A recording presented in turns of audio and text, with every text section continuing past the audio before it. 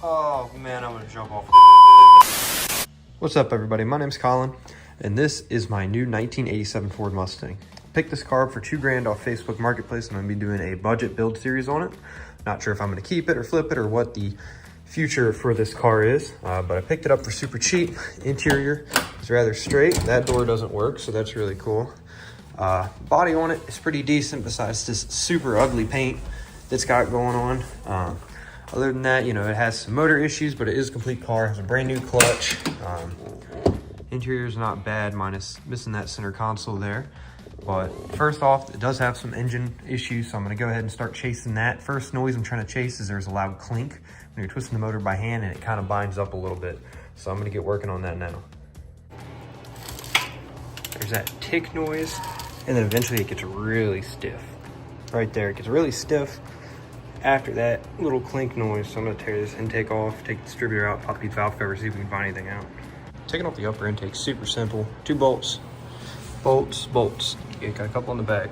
Other than that, you gotta take a couple things off, like just the electrical connectors off this, the vacuum lines, and it should be free. We're gonna go ahead, get that off, get these valve covers off. I wanted to take those off anyway. I'm gonna get a new intake, and I have a new set of chrome valve covers waiting for it that are not red. I'm not a fan of the red, so we're gonna get rid of that.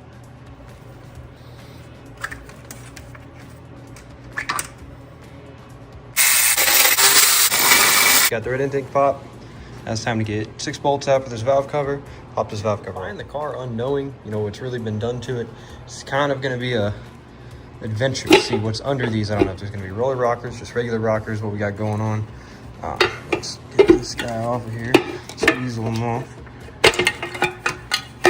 We just got regular rockers under here, so pop one of those off, start listening for that sound, see if we can find that clunking noise. Got the phone propped up back here. Hopefully if there is something going on, I'll be able to pick up on it while I'm manually turning it.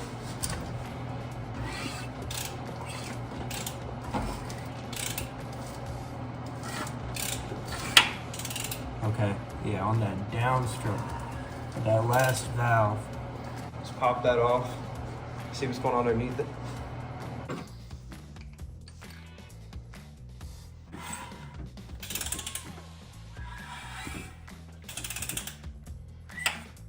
All right, so we're back day 2, working on the Disgust thing.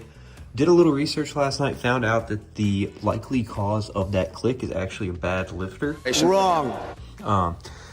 When I bought the Mustang, the owner said he rebuilt the motor. However, the lifters he claimed were hydro-locked, and I didn't really think much of it, but doing a little bit of further investigation, talking to him, he put those same lifters back in it. So I'm thinking that the lifters are probably the issue. We're gonna go ahead and tear off that intake anyway, see if we can figure it out. Honestly, wanted to put a new radiator in it anyway, so it kind of works out because there's the holders, there's the radiator. Radiator is definitely undersized. I've got a brand new SVE radiator over on the shelf, ready to go in. Got an electric fan. We're gonna get rid of the manual fan. You absolutely love to see it. And the radiator's got one of these petcocks down here to keep from making a huge mess when trying to drain this coolant, if there's any coolant at all. What I normally do when the radiator's not flowing, I'll grab a little panel screwdriver, kind of stick it in the hole, see if there's anything clogging it, try to help get it flowing. It feels like it is clogged. There we go. Got a little bit of flow now, not very much. Let's see if we can try to get it.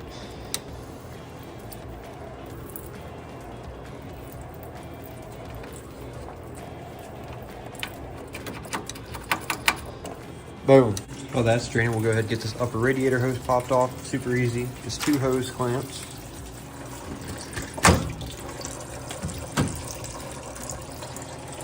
See you later. All right, next thing is popping the injector harness off. Injector harness is pretty simple. So bolt on that side, and it should pull right up. I'm a liar. There's 2 bolts on each side. If you get the bolts off, it'll pop right up, and you just have to take all of these little connections off of that wiring harness. Each of them clip down into an injector. They're super brittle, so you gotta be careful with them. Lucky for me, I haven't broke a single one yet, but I still got 5 more to do. All right, got that popped off, so it should come off with it. 6 bolts on each side to take off, and then the intake should be free to come. 1 more hose here. Just gotta take that off, and then the intake should pop right off. Pro tip, if you're anything like me, you just throw bolts everywhere and you end up losing them. Just put them in a bag, label them. So now instead of losing all the bolts separately, you lose them together instead of the bag. All right, all the bolts are off, so you should be able to get a pry bar, get a little bit of leverage. It should pop right up. Yeah, I have never seen so much RTV used on one before. That is insane how much RTV is on this thing. Usually the gasket does just fine. I got the intake off now. A whole lot of RTV on the inside of this thing. But now I got the intake off, so we can kind of watch what's going on in this valve train a little more as I crank on it and see if we can really figure out where that click noise is coming from.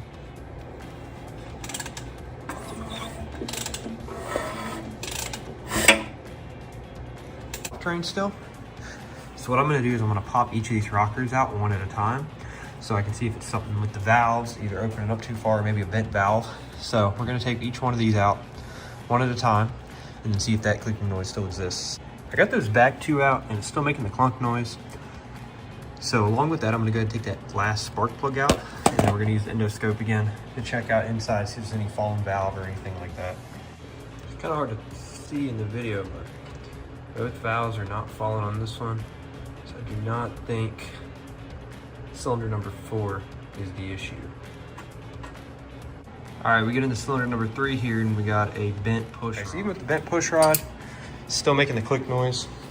Another little thing I like to do to keep things organized, when you take them out, always put them in the line before you took them out at. So number 4 left and right, number 3 left and right, and I'll do the same thing all the way to number 1. And then 5 through 8 will be on that side, same way, lined up exactly how I took them out. All right, not a good sign. We have another bent push rod. So that is not ideal at all. All right, once again, another bent intake push rod. So I might end up having to tear the front of this motor off, which I really didn't want to do, but I mean, if I have to, it is what it is. So I'm gonna keep going, take off the valves on the other side, or the rocker arms on the other side, and I'll go through all of them, see if anything changes with that clicking noise. Good news, everybody. All of the intake push rods on the driver's side are also bent. That's so exciting. Even better news, the clicking noise is still here. Oh my God! Oh, The thing I'm doing here is getting the spider popped out, and I'll get the dog bones popped off. I'm gonna go ahead and pull the lifters. I'm not worried about keeping those in the same order because I'm not gonna reuse them. The previous owner, when he rebuilt the motors, said they were locked up, and then he said he got them unlocked, but I'm just gonna go ahead and get a whole new set of lifters for it, so I'm just gonna pull them and toss them. Not about that last statement. I did keep them in order. Still making that god-awful click. All right, there she is. Really don't want to pull these heads off, so I think I'm going to start with pulling the timing cover off of it, pulling the whole front end off, and maybe pulling the cam out, checking the cam out. Yeah, because I really am not interested in taking these heads off right now. Alternator off. Now we're working on pulling this pulley and the water pump off next. I always hate taking this lower radiator hose off because it seems like no matter how good you drain the coolant, you always make a mess when pulling this off, so this is always fun.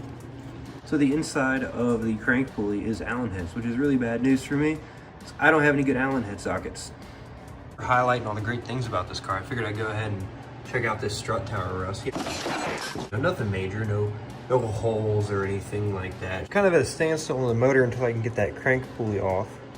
However, I can go ahead, I'll get this old radiator out, not gonna use that anymore, so got a bigger one, so we'll go ahead and pull this one out. Boo-boo radiator is loose and ready to pop out. Radiator's out, now we're just back to that problem. I found some bits, and I have the size that'll work. Don't really wanna do this, but I'm also impatient and don't wanna wait till tomorrow, so we're gonna try. The bolts are actually super loose, so I was worried about nothing, so we're back in business. Crank bolt was now off, so we are one step closer to getting that cam out. See if there's something going on there or if it's in the actual crank itself. The biggest tools I own is this balancer puller. How it works is it'll slide in here and it'll set right on the end of that crankshaft. You want to slide it to where it kind of meets up with the holes a little bit to find, you know, what hole it needs to be. So I'm going to set it like that. And then last thing you do is have to find the exact bolt for what goes into it.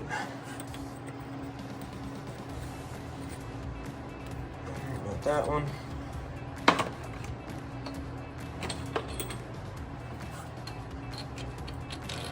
Got that one. probably that first one I already picked up. And then I put it back down for some reason.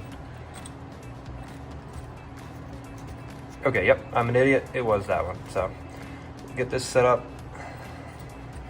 and I will show it to you. Important you run these as far in as you can so you don't strip any threads or possibly bend any bolts when you're going out. Alright, so those are as far as you go now. And then what you'll do, you have to back this out. Alright, so it marries up there at the end. You'll get you a wrench. You'll start cranking on it. If you notice, I don't know if you can see it well, but it's slowly pulling out and it's separating from the crank. With that, you have the harmonic balancer separated from the block. The harmonic balance separated. We have 8 bolts to take off. We got 2 here, 2 there, 2 there, and then 2 coming through the bottom up through the oil pan. Down here calling around, I keep finding more and more cool stuff with this car. Lots of RTV everywhere, and then wood. What the hell is even that? That's pretty cool, I guess. I forgot 2 bolts up underneath. Bought this puller a long time ago, and I've never used it. Bought it at a garage sale for cheap. Lucky me, I did buy it because I'm gonna have to use it to get this lower crank gear for the timing chain off. So I gotta figure out how to set this up. I had some bolts laying around, it worked with it. So just like the harmonic balancer puller, but this one will hook back here, and then we tighten that middle one down until it comes all the way off. Set up like this, I went ahead and put the crank pulley bolt back in so it doesn't mess up any threads. But it'll sit there like that. And then once again, you'll put your wrench on the end here. Got to get the right size. Put the wrench on the end, and once you start cranking, we'll start pulling that gear off until it is fully free. Just realized this guy absolutely had no reason to come off. Take the cam out. These 2 thrust plate bolts and the cam will come out, but we got it off, so whatever. See what this thing looks like.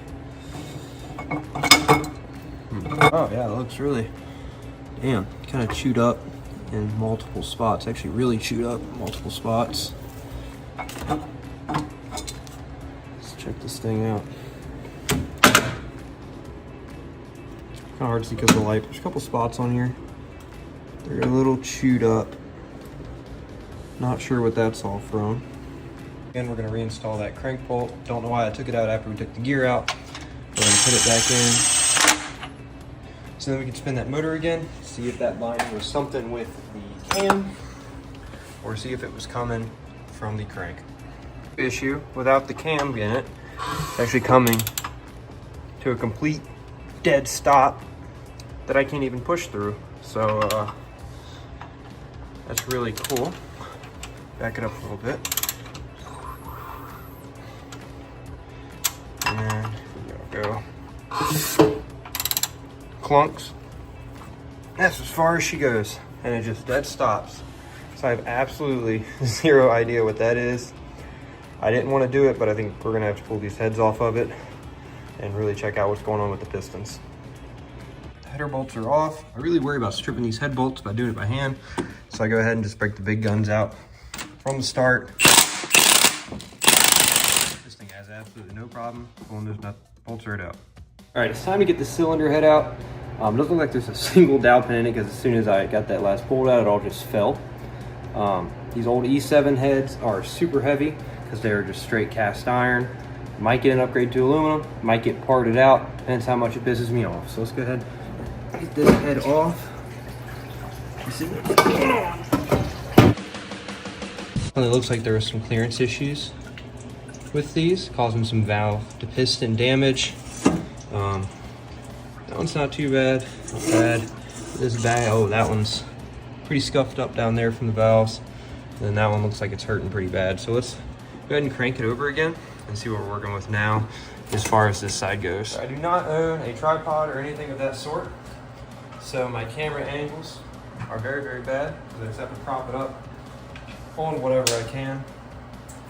Let's go ahead and give her some turns, see what we got going on now. Let me hear something.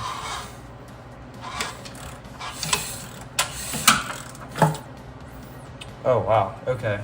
So I don't know if you can see that, but I have discovered our issue. Number 4 is really okay.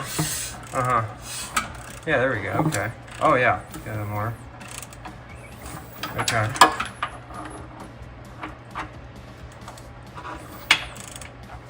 Okay. So it appears cylinder number 4 is not connected to the connecting rod. So that's really, really cool. All right, I'm gonna try to pull this piston up from the top. I'm thinking that it just maybe got disconnected from the bottom. I don't have high hopes for it though. It is probably a broken connector rod. Oh yeah. Yeah, that's not ideal at all. So I'm gonna call the video here. Good news is I am no longer haunted by whatever that clunking noise was, now that we know what it is. Bad news is this car needs a new motor. So with the crank being tore up, it's not really reusable besides the block, but doing a base 302 is cheaper probably just to buy another motor. However, I do have a buddy who has a couple motors laying around. We might make a deal with swapping out a transmission for another 302 motor. However, if I don't go that route, I'll probably end up selling the car as a roller, pulling the transmission for the blue Fox body over here because it needs one for the motor that's going to be going in it. But yeah, so next video, we'll go ahead and get this motor tore out, and then I will have a decision of what is going on then. All right, welcome back to episode 2 of the Budget Fox body build. Last video, we discovered we had the piston issue. Wasn't sure what we were gonna do. I've been back and forth on it. It's been quite a few days since I have gotten to this point. Since then, I've had a motor secured. Then the guy backed out. Was gonna rebuild this one, drove almost 4 hours in total to go pick up a new set of E7 heads and stock 5.0 pistons to just try to rebuild this motor. But today I did a little negotiating on Facebook and I got a new motor for it. So the motor is a XXX block, so it is a roller motor out of a 90s car. He pulled it out of an SN95 car so that it was running when pulled. Along with the motor, I got a wiring harness, air cleaner, upper and lower intake, but I'm not going to use that because it is for the SN95 and I've heard bad things about the elbow in them. New set of Ford Racing plug wires, distributor, power steering pump, brake pads for an SN95, don't need those, but he wanted me to take them. And then an upgraded fuel rail for a 5.0 car. But the block, I actually traded it for a couple Snap-on tools. So no money was spent on this. Old me spent the money, new me did not spend the money, so that's what matters. It does have a clutch on the back. Not too sure what the clutch is, so we're gonna have to dust it off, find some numbers on it. But next step here is to get this motor completely tore down and get it pulled. Before we can put that motor in though, we got a couple things. I'm gonna paint the engine bay, and then we are gonna get that rust fixed. So we got a couple things before we can get started on that. All right, starting to pull some things out of the car. Just going to take the battery out and realize there's 4 total grounds here. You got one that goes all the way down through the radiator support, all the way up underneath over there. So you've got one hooked right here, a short one, and then one that was down and then hooked into the timing cover. Was there a ground issue with the car? Maybe, but I do not think that many grounds are gonna be needed. Get this ground out. All right, next we're gonna unhook the oil pressure line. This line runs into the car and up to an oil PSI gauge, so you can see what your oil pressure is inside the car while driving, just to make sure it never drops down or anything like that.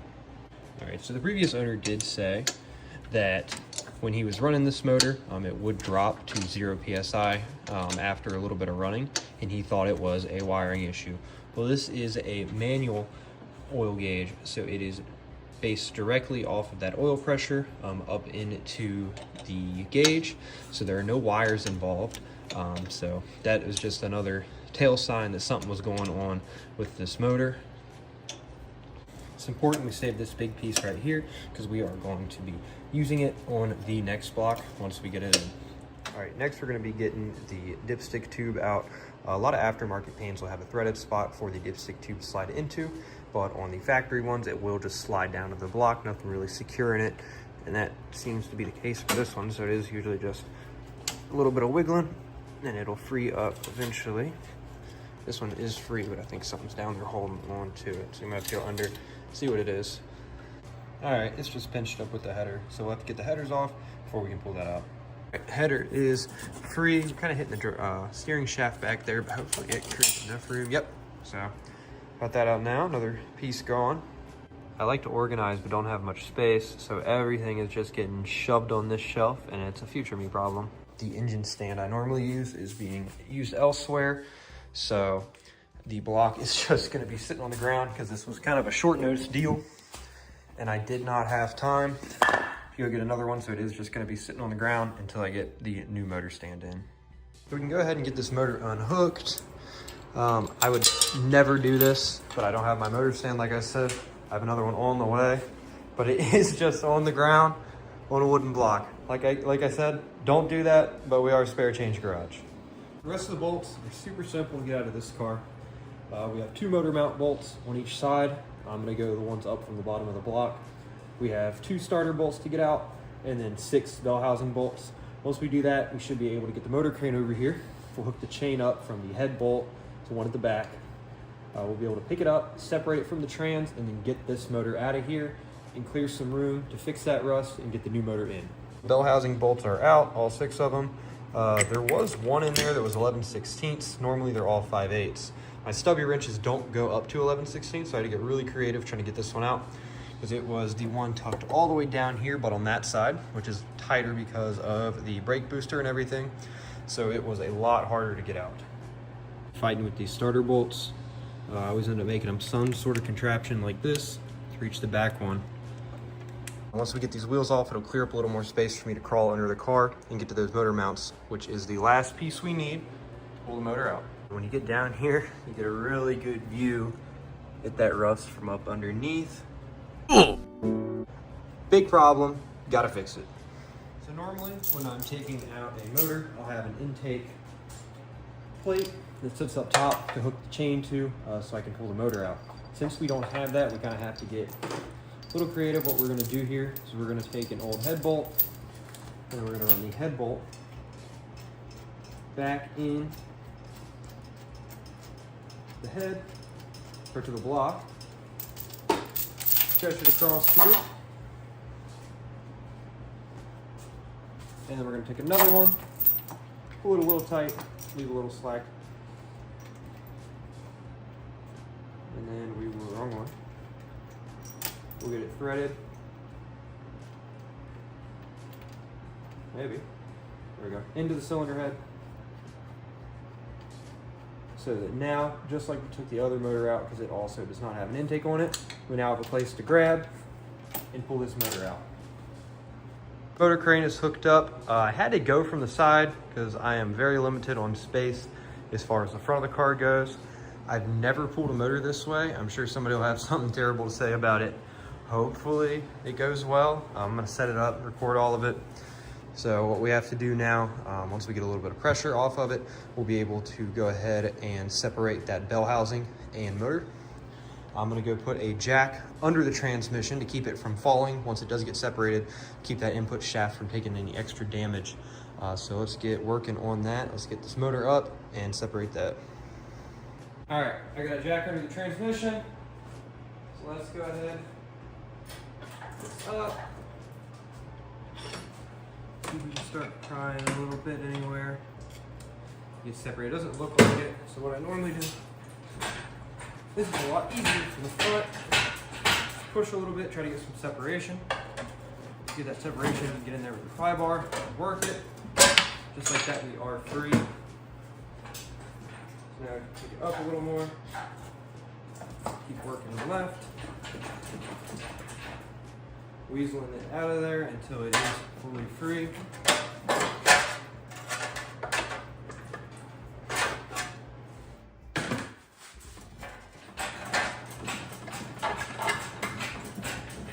Almost.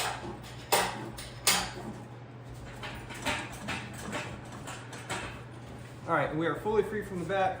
Now we just got to get around all of this junk and pull it out. So now it's just straight up.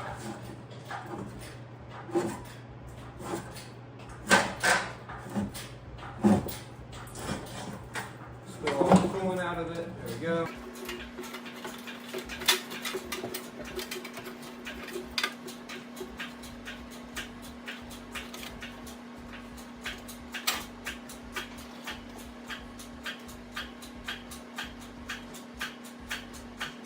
So issue now is I didn't think this far ahead, and I didn't get a second block of wood when I grabbed that one. So now I do not have one for this motor.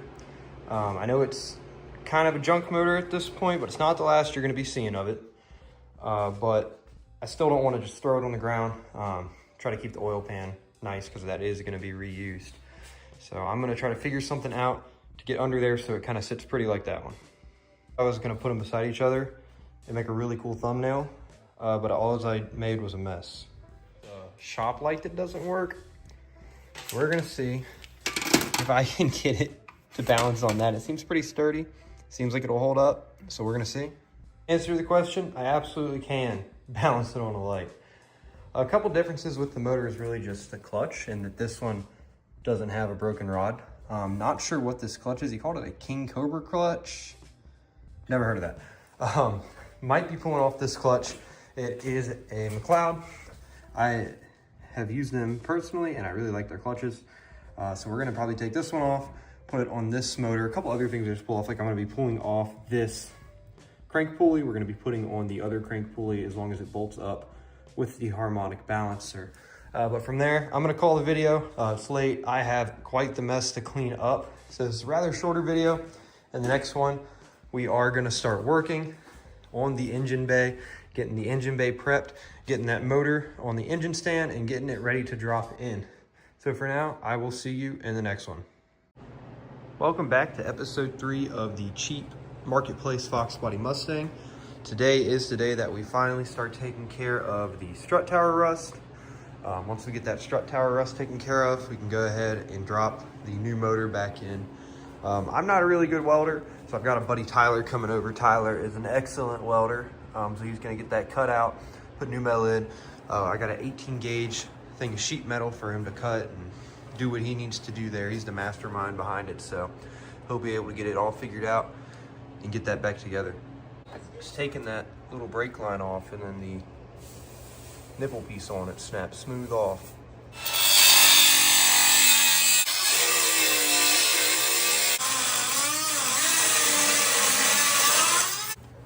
All right, one piece is out.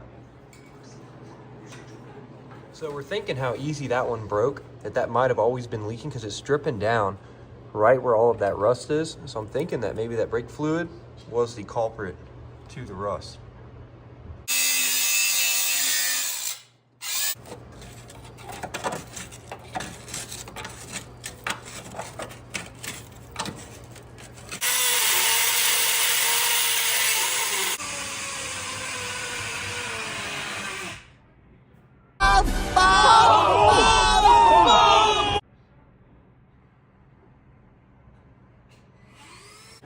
Ended up cutting a little more out of the bottom there. It was rusted too, and it was just full of gunk, so we took that out and put new metal there. Tyler's doing here is just mapping out some cardboard, so that once we are ready to cut the sheet of steel, we'll be able just to lay the cardboard down on it and cut the size we need.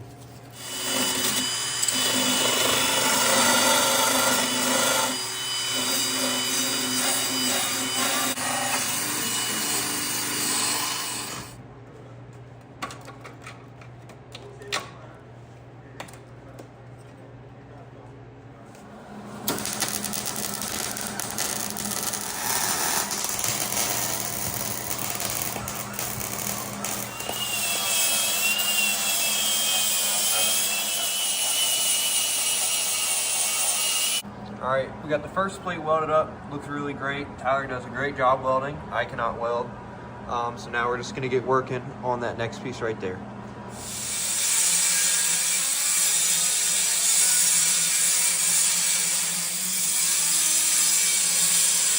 Second piece is getting worked on, getting cut out right now, and we just gotta put that weld on it.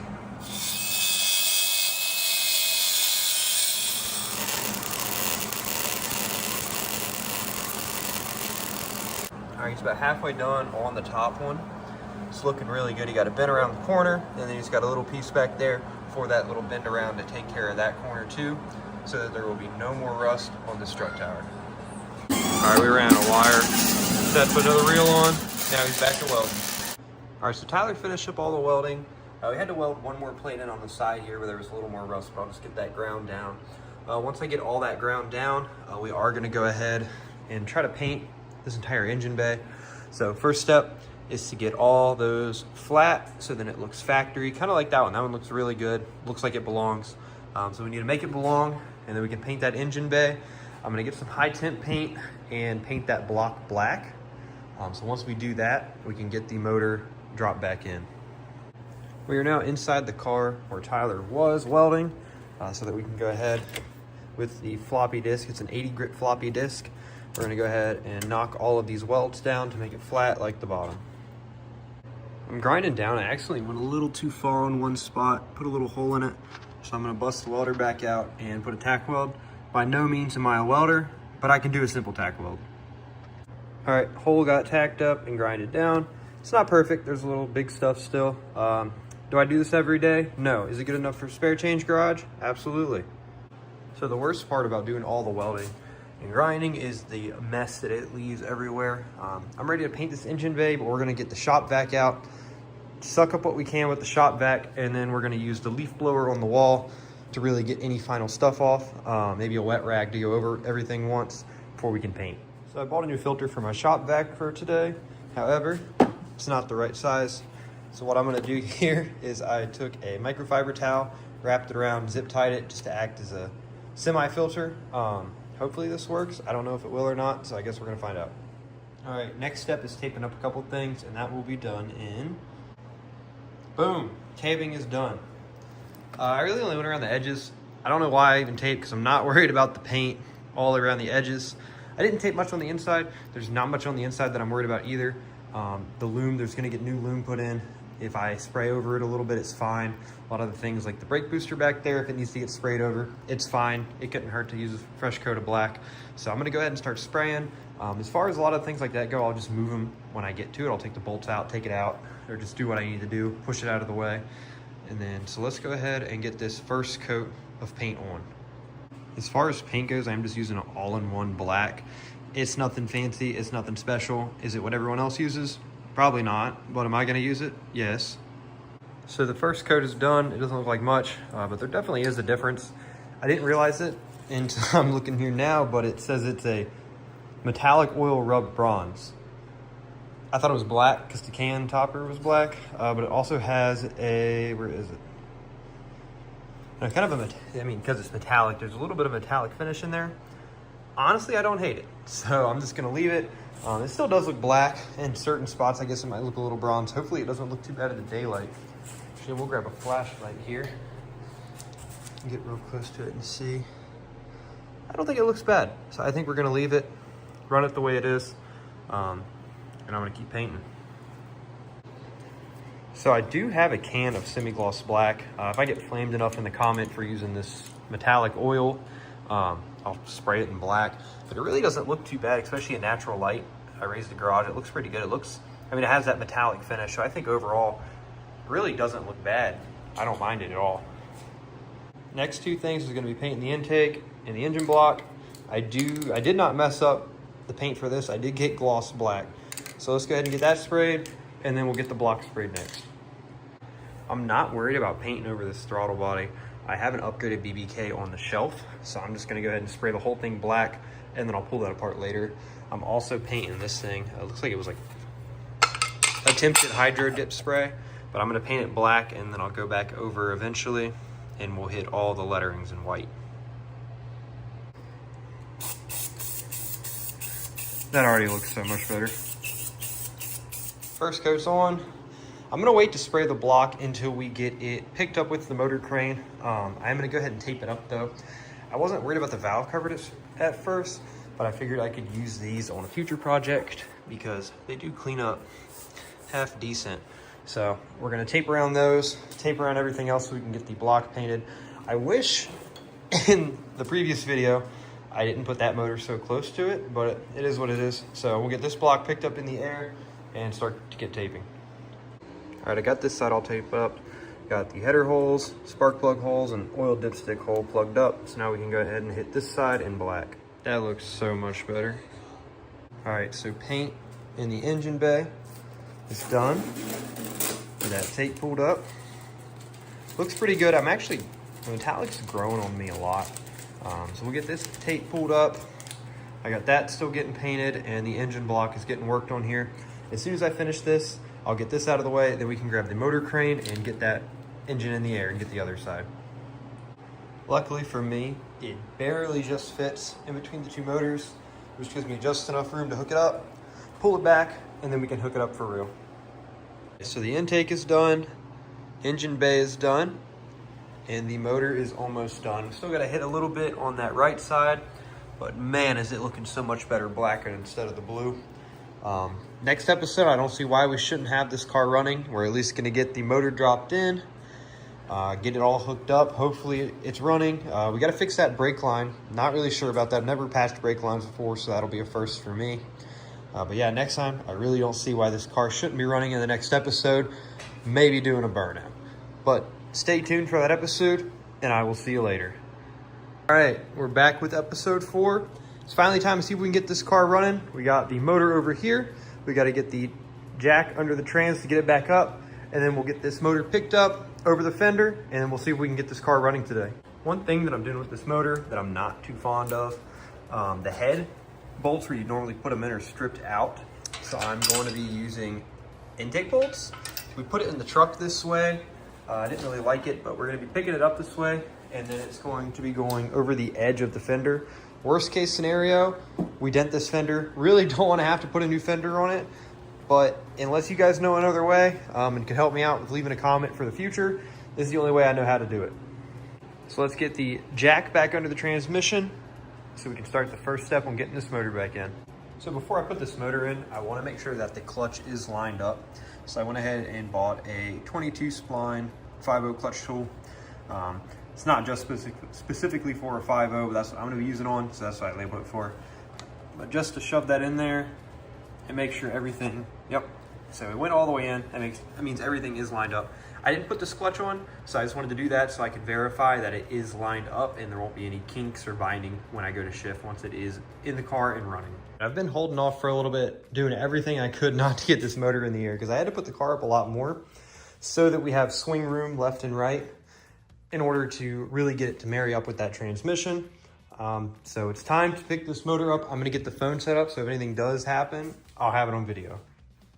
All right, the camera's set up. We're gonna go through this together. Not gonna be happy if something does go wrong, but if it does go wrong, then I can laugh at myself in the future. Let's get this guy up in the air and see what we can do. I think that might be high enough. We're gonna go really slow here.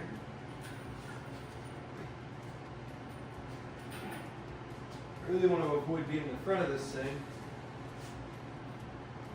just in case it does come crashing down. But I don't feel like I'm going to be able to avoid this. I kind of have to be up close and personal. But I don't want to be.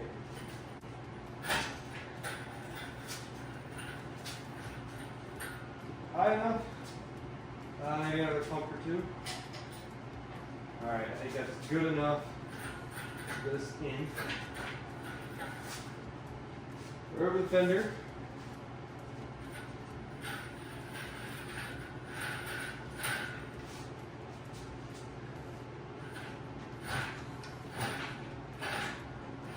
Alright. Motor is above. We're just going to take her down real slow. Line up that transmission. So we'll leave it there for now. All right, so we got the motor in. Next step is trying to get that clutch aligned up with the transmission itself. We got to go back with the motor a little bit and down. I'm also going to take the transmission and go up with it because the motor is on a little bit of a back lean right now. So I'm hoping if I jack the transmission up, it'll bring that input shaft up and then hopefully marry it in a little bit easier. All right, this is the best I can do for this angle to wash this. So we need to go back a smidge if we can, which we might be on that bell housing. No, we can't. Back, perfect. And then we need to go down. Next thing is make sure we're not on that input shaft, which we aren't.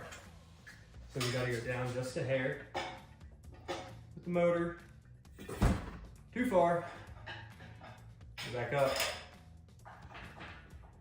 And then we gotta go in from here, try to make it match up that transmission. So we're there. I can feel myself touching that input shaft. Now that I have the motor up, seeing some spots that I missed as far as painting goes, because I was spraying this angle or from the back and I didn't really get a good look on the front. No problem, we'll get that taped up and repainted. Next thing we're gonna do here is we're gonna grab our 15/16 socket. We need to get our 1/2-inch ratchet. And then since we're already married up almost to the input shaft, next thing we need to do is just kind of spin the motor to get it lined up with that input shaft, and it hopefully should slide right back. I usually do with someone else to apply a little pressure while I am cranking it, but I don't have anybody else. So today I am gonna be just trying to crank it and push on it at that same time. So, turn, which should eventually hurry up. Oh, I might have got it. Nope, not yet.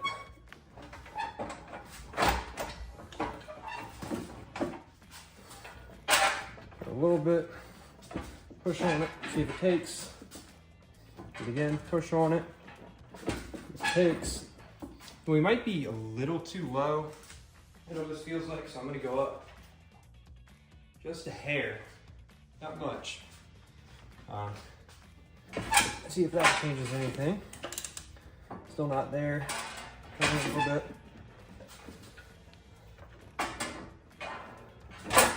And this process is kind of just like a rinse and repeat.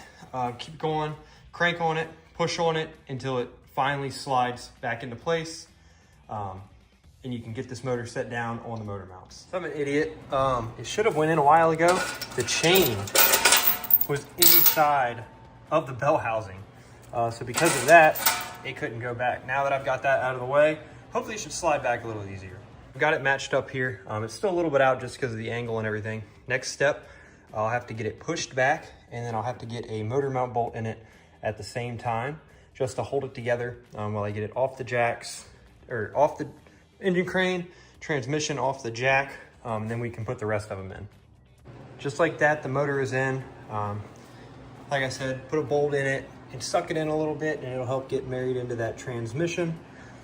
It took me a few tries doing it by myself. I actually had to get my wife out here, have her push on the motor while I got that bolt started. But from here, this side, it looks okay. It still needs to go back a little bit. Transmission might need to push back a little bit as well. The motor mounts are a little bit off, but that's not a big deal. We can easily take care of that. Next thing I'm gonna do here is I'm gonna work on getting this one tightened all the way up so that we can make sure that's sucked in to the alignment there. Same thing on the other side. I'm gonna put one on the other side and then spin the motor just to make sure there's no binding with the input shaft or anything. Bolts all the way in. So now we'll take the rest of the motor mount bolts, get them in, and then we will worry about the issue with the motor mount bolts. So I got in the car to touch the clutch pedal just to see, and it's just loose. Should be tight now since the clutch is in. So I'm hoping it just came undone from underneath. I'm not really sure. All right, so I'm not really sure what's going on with that clutch. I'm gonna check it out before I go any farther. I'd love to keep pushing on, but that is definitely a now issue and not a future me issue. So I need to crawl under the dash, crawl over here, see what's going on. It might, if I get lucky, there is a casing on the T5 that I'm gonna pull off. So maybe if I'm lucky, it just slipped out. Hopefully it did. So if it slipped out, everything should be fixed. But I need to check on that before I go any farther, just so I don't have to pull this motor again and rip everything back off. But it's late tonight. I'm gonna call it a day here for today. Tomorrow I'll get right back on fixing the car. All right, we're back day 4 of working on this car. Step 1 today is gonna be figuring out this clutch cable. So I'm gonna crawl under on this side, the driver's side, and then we're gonna see what's going on with that clutch. I got up under here and it looks like it just slid out. Hoping that's just the issue there, that clip came out. I don't even know if there's a clip still in it. It's a future me problem, but there's this cover I don't know, that big black thing. It's got a cover that covers the clutch fork. I've never seen that before. So I'm gonna get that off and see what's going on under there. The other thing I realized, I was laying down here, I looked to my left a little bit. My jack stand placement is atrocious. Bell housing bolts are in, so next thing we're gonna tackle is these motor mount bolts. They're not exactly lined up with the holes, but they need a very just tiny shove that way towards the rear of the car. So I'm gonna work on getting those in before we can go any farther. Really like to do this so that I can get that motor crane out of the way and we have a free working space. If I can't get the motor mount holes to line up, you can see they're just a little bit off in the forward position. I think what I'm gonna have to do is loosen the transmission crossmember bolts so that I can shove it all together back. Because no matter how much pushing, twisting, turning, shoving I do on the front of this motor, it will not go back. So I'm gonna crawl up under it, loosen those crossmember bolts a little bit, and see if we can get the whole thing to slide back. All right, so back at the tail shaft here, you can see where there's just a little bit of cleanliness up around that drive shaft, which tells me it might have moved forward a little bit. It looks like that's just about the space I need to go back. So we got to go up underneath here and loosen these couple crossmember bolts that are right there. Okay, crossmember bolts are loose. So let's see if we can get this motor pushed back now. So it actually fell right into place of where it needs to go before I even started pushing on it. So that's absolutely perfect.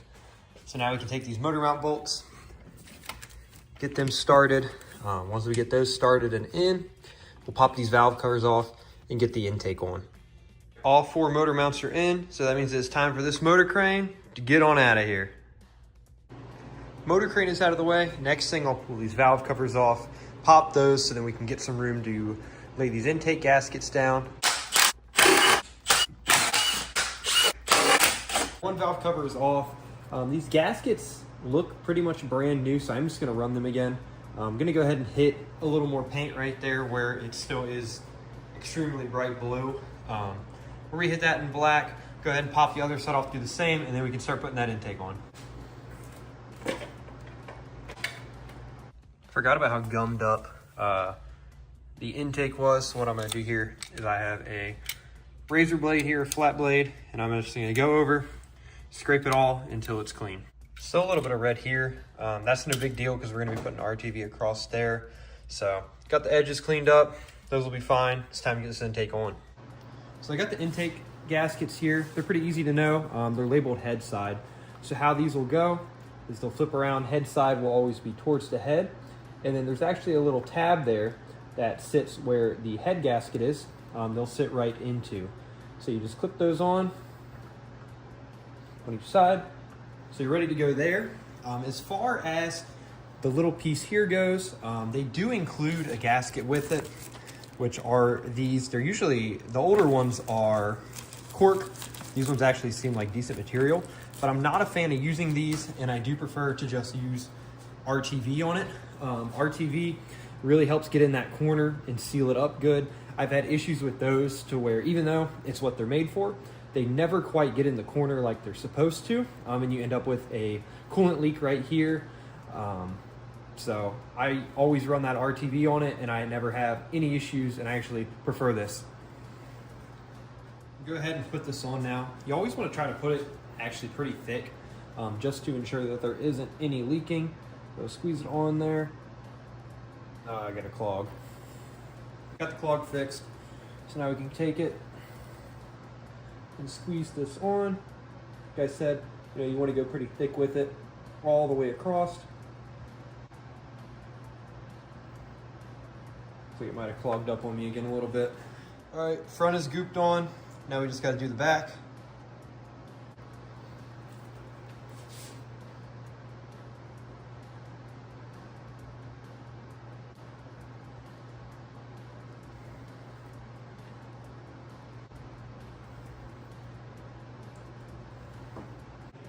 All right, RTV is on, ready to go.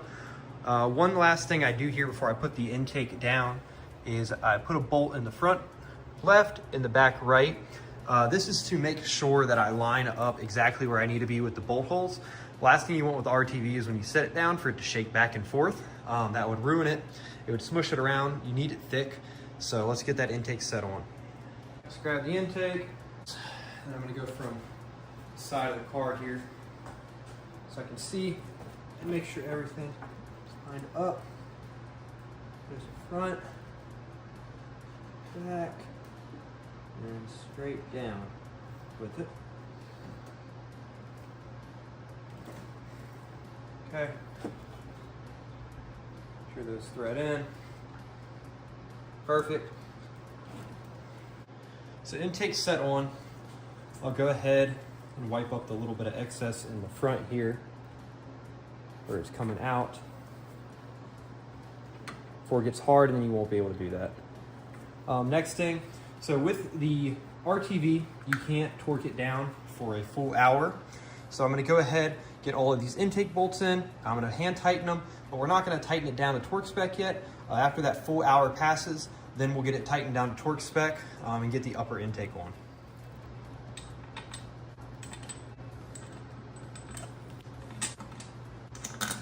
So I normally use power tools when it comes to time to tighten things down. However, when I'm cranking stuff down by hand, I use one of these where you take it and then you turn it like that, just to make sure I don't get any extra unneeded torque, especially while that RTV is setting up. When you're just cranking it down like this, you don't need to go in the certain torque pattern, but there you can just snug it up.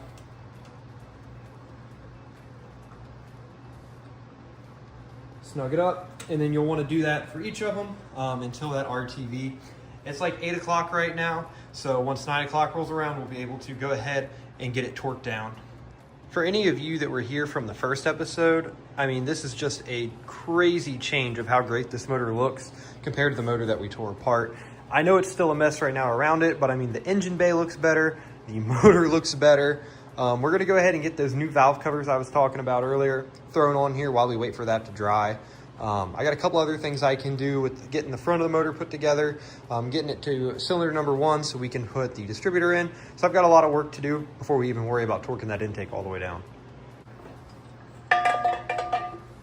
Oh baby, come on. That's too nice. If I can get the gasket lined up, holy cow.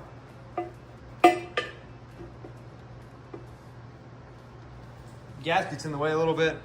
Man, do those valve covers look good though. So the new valve covers look great. Don't have them bolted down yet. One small issue that I have ran into is I have lost the old valve covers.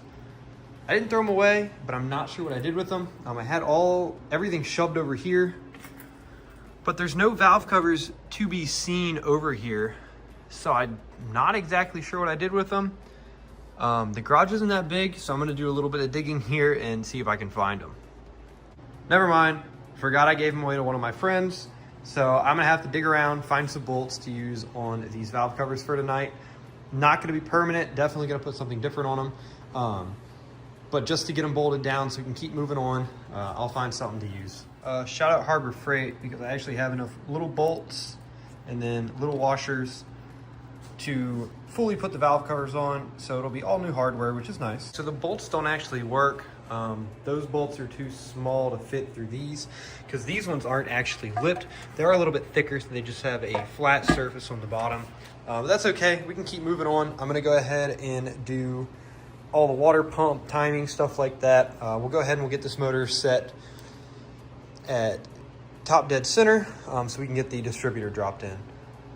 One thing I'm excited to see here is if this crank pulley is going to line up. I got the old crank pulley right there. So let's pop this one off and then see if the other one will work and line up like it should. All right, good news for me for once. It is the same harmonic balancer bolt pattern. I don't know why I thought it would be different. I know there's a couple differences with the car, but at the end of the day, it is just a 5.0. So I don't know what I was thinking there. But new one's on, so now we can keep working on getting this front back together. Crank pulley is bolted down. I really haven't done anything for the past hour. So with that being said, an hour has passed, and we'll go ahead and get this intake torqued down. I first drew on a piece of cardboard to show the torque pattern that needs to happen in order for this to be torqued down. Be in the front, so I'm standing on the driver's side of the car. These need to be torqued between 20 and 30 foot-pound. I always do 25. One thing that's important is to go over everything twice. So torque it down once and then go back through and torque it down a second time. So let's go ahead. I got the torque wrench set up over there. So let's go ahead and get this intake torqued down. One last step I take before I fully torque the intake down is I'll go back in the order that I went when I hand tightened them and just crank it down a little bit, try to get myself a little closer to that torque spec, so we're not just using the giant torque wrench to get it torqued down. Don't have to do this, you could just do it all with a torque wrench, but I just find it a little easier to go through it with a 3/8 ratchet before I go over it with the 1/2-inch torque wrench. All right, now we'll go ahead and get these torqued down for real. This is not a click type wrench, it is electric, so it should beep at me when it gets close to being torqued. All right, we're there for that one. That was number 1. All right, number 2. Then we go straight up to number 3. 3, down to number 4, up to number 5 up here.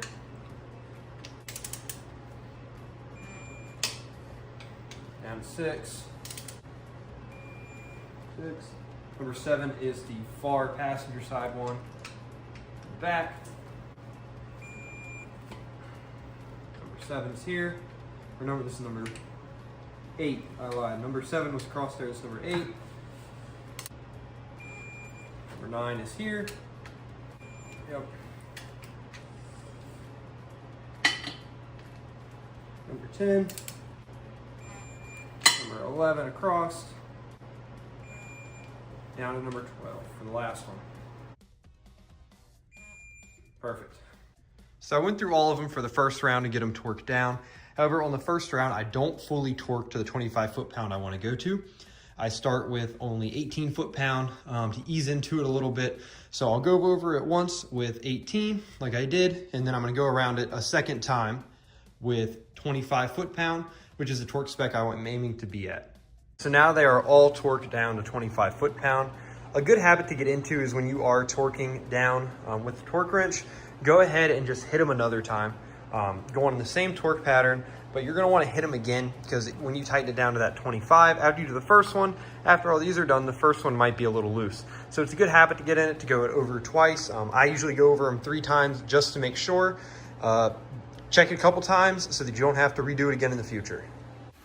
So I'm gonna call the video there. Today I'm working on this car. I've got a couple things planned, so I don't want to go any farther than where I'm at because I'm still waiting for some things to come in so that we can continue to work on the car and make it better. The next video, I am almost certain that this thing will be running and trying to move under its own power, so stay tuned for that. What's up? We're back with episode, I think 5 now, with the Mustang Rebuild series. I didn't expect to go this far, but ran into a few complications. Just took me a little time to get everything together, but we are back, and I swear I'm going to get this car running today. I don't care how long the video is. It could be an hour, it could be 2 hours. This car is going to start in this video. I want to go ahead and give a huge shout out to Shifty50, who in my last comment section told me that the timing cover and water pump are different on an SN95 car versus the Fox bodies, which I did not realize. So I grabbed the old water pump off the shelf, looked at it here, and it does look completely different from there. And then the input shaft is a totally different length. So I went ahead, got the necessary gaskets. I still have the old one from when we tore the Fox body apart. So we're gonna go ahead, get this all ripped off, put new on. I'm not gonna show this in the video. You've seen me rip it off in the first episode, so there's no reason to watch it again. But I'm gonna go ahead, get that changed over, and then we can start working on everything else. This part takes forever. The old harmonic balancer out. I'm really not upset about having to replace it because there is not a single number on here. Guess you don't need them. You can always tune a little bit by ear for timing, but having the numbers definitely helps when it comes to timing it to make sure you get the correct timing in your car. Time for that intake to pop off. This time, like we did, or like I was talking about with that 351, I left the water pump on to take the timing cover off. So then if I ever want to reuse it or give it to somebody else, it is just already installed. What I'm doing now is just trying to get it popped off here. So we're gonna use the big one, pry up a little bit. Don't recommend prying on that intake, but I'm just kind of working it around a little bit. I'm not pushing hard, just trying to get into somewhere where I can really get behind it and pry on it.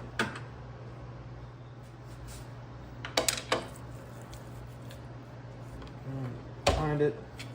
Just continue to work around a little bit. You want to probably just straight off of it. We don't want to mess anything up. So use these.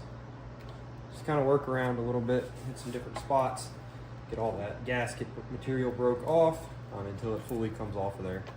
Struggling a little bit, and I couldn't figure out why, but I forgot I didn't loosen this hose yet, so I was still hanging on to the intakes when I was prying. It was just pulling the hose, and it actually wasn't coming off. Oh, brother, this guy stinks! So I got that loose, so everything should just pop right off now. Old one's off. Once I got that loose, it pulled off. Like I said, I used my hands, I didn't have to pry it anymore. Under here looks pretty good. We'll get this gasket cleaned up. Everything looks good here. The timing chain's nice and tight, so I don't think I need to replace that. Gonna go ahead and crank it, make sure these are lined up and that this was installed correctly. And then we'll go ahead, we'll use the front being off to our benefit here. We'll go ahead and get this out now that we have some room. We'll get everything set to top dead center, put the distributor in. So we're gonna use this to our advantage a little bit instead of just going, oh man, we have to replace it. So it kind of is a good thing, especially with the harmonic balancer.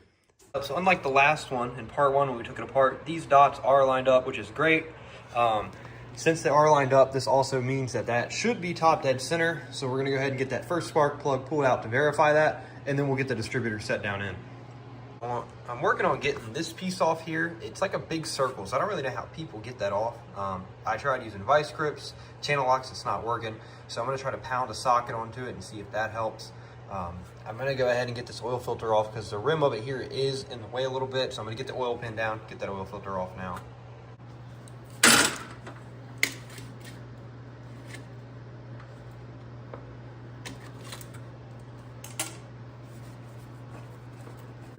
Just in case, a little bit in there, tip it down, let it go out. Boom, that's out of the way now. Now we can try to go ahead, pound this socket on, and see if we can get that piece off. Like I said, what I'm doing is just trying to pound this socket on. This is a 1 inch. This thing was a circle. I know it might had a socket at one point, but it was just a circle now. So I'm trying to make threads on it.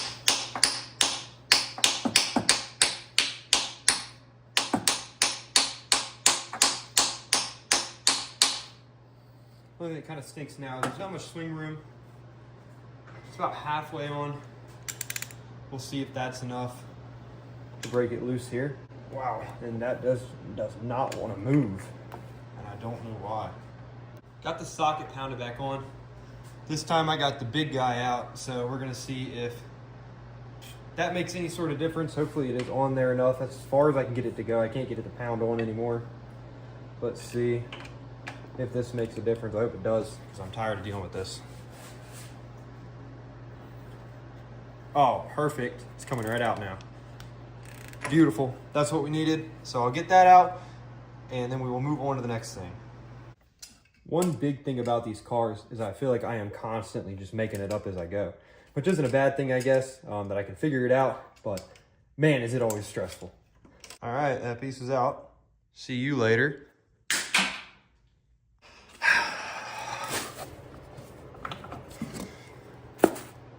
So in a previous comment section on the first video I posted about this car, someone commented, said, hey, you don't actually have to use that log. You can actually just run your oil sensor line straight into the side of the block, which I thought it was a great idea, because to me, this is the ugliest thing in the world when it comes off the side of a motor. Sadly, the oil pressure line does not have enough give to reach the side of the motor, so the log is going to be making a comeback on this. I got a little Permatex thread sealer. It's like a liquid versus that tape.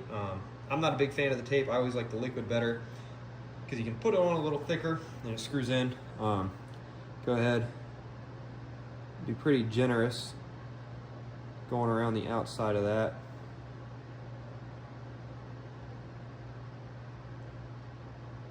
Get it soaked on. Get it down here to the hole. Get it lined up. Screw it right back in. And then you just got to get the wrench, tighten that up, and then that piece is going to be done. We can go ahead and move on to the next thing. Next thing we're doing here is moving over to the spark plug, cylinder number 1, so that we can verify that this motor is in top dead center. We'll get distributor dropped in. So get your ratchet flipped the right way, get the spark plug out. Maybe.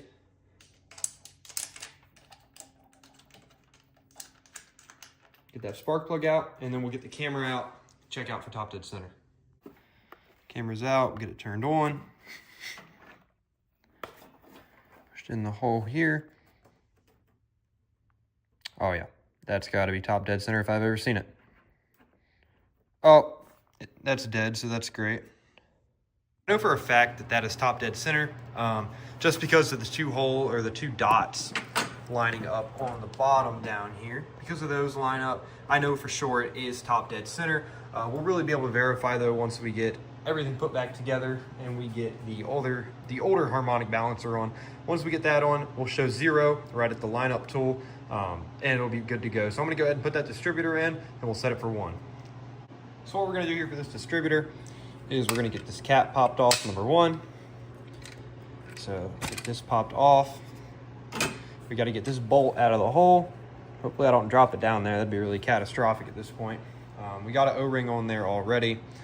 And then something I always like, it really is up to preference, I guess, but I always like my number 1 cylinder to be pointing towards the back right here. So now we just try to get it to close number 1 as we can, or get it, just find a spot where it kind of drops into place with that cam. So let's see.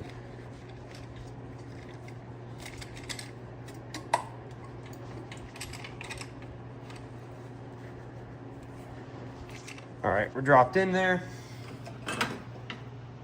So now we'll get this cap back on. And then we'll turn it a little bit so that it lines up there.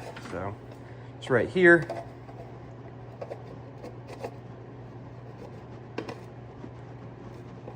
Tilt it back a little bit. Yep, so this is gonna be cylinder number 1 in the back right here. I'm gonna take a little bit of red tape and mark this back one for now, so that future me knows that is cylinder number 1, and then I don't have to repop that cap off. We'll get it timed up later. Right now you just kind of set it that way, and then we'll put these back on. If I can get it lined up. Oh goodness, what am I doing here? Get that back on, and then I'll get the bolt so we can get that tightened back down. Distributor bolt is in. So next thing we're gonna do is I'm gonna stuff something down in here, probably just like a paper bag or a plastic bag. Stuff it down in here so no gasket material falls in, and then we're gonna scrape all of this gasket off, get the new one on so we can get that new timing cover on. Got the bag shoved in, so now we can go ahead. I'm gonna pull off as many big pieces as I can first before we get the scraper out, to just try to prevent as much falling down as possible.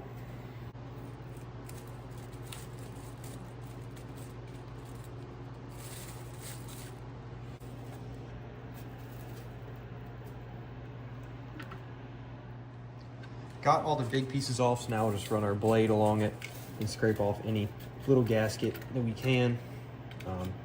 It's really not going to be a big deal if a little's left behind or something.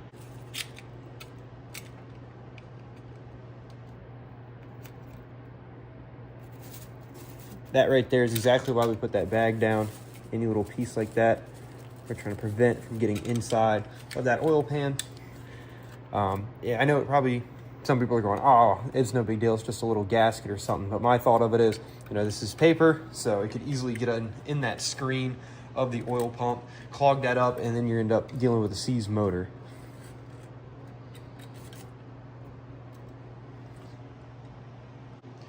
So this gasket is like stuck on. I don't really want to fight it to try to get it off. So what I'm gonna do is just throw a little bit of RTV up under it on each side, over top of it, and we'll just use the same gasket. However, when I was feeling around, something that I noticed was this motor actually has a alignment rod that goes all the way around the oil pan. I don't know if you can see it, maybe. But essentially, where the oil pan sits, usually just have bolts that go up through. This oil pan actually has one of those metal things to go all the way around it, almost like a girdle to hold it up and make sure it is torqued down evenly all the way across, which is really awesome. I did not expect that from this motor. This one really needs some help, so I'm gonna sit down, take my time, and clean this one up really good. This has been absolutely terrible because of all the RTV. We got the back cleaned up decently, but trying to get under here has been a nightmare. Still trying to get it out. What I'm doing now is I'm taking a drill. I'm gonna wire brush and trying to just scrape off very lightly any extra around those edges. If there's a little bit like there, that's gonna be okay, but anything that's thick, like there's still a little bit of thick stuff on those edges, I'm trying to get that off. I got it cleaned up to the best of my ability. Next step here is going to be scraping the gasket off, and then we got to get this out for the new one. We got the old one out, so this is that crank seal. Always replace a new one if you take the crank out. At least I have found it, is you always should put a new one in or else it's gonna leak. So I gotta get this one in. We gotta pound it in. What I normally do is I'll take a block of wood, put the block of wood over it so I can hit the center of it to put it all in at once. I'm gonna have my wife come out, stand on this while I hit it so that it just goes in even as I'm walking all around the floor since I don't have a vise or anything.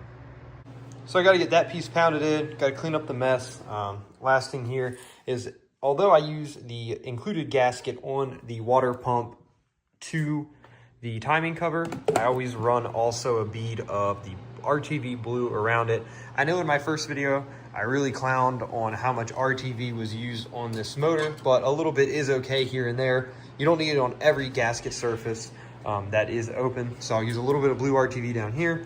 I'll get this put on. I'm gonna let it sit overnight. And it is set down. So timing cover is on. Got to get every one of these bolts tightened to 15 foot-pound.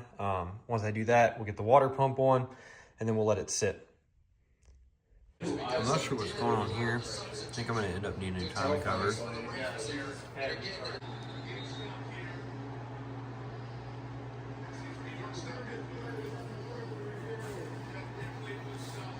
Oh no, you can fucking... Yeah. So now it's hand tight, it's not even so.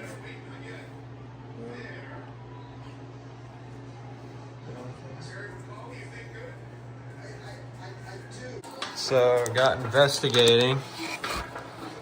The top of the motor was blown to smithereens, which happens to be the worst way to be blown. Off this. See if we can fish out a piece of something. Hello, baby, where you at? Yeah, try it.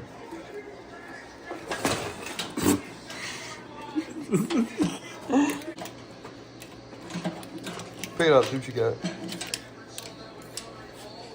You got a little piece of something, that's part of it. Dude, look I wonder why the oil is Oh starting. no. So this block is done. Look at that piece. Oh, Neptune. God! Oh my God. To get all the pieces out of it and JB weld it back together. That's a great idea. Alright.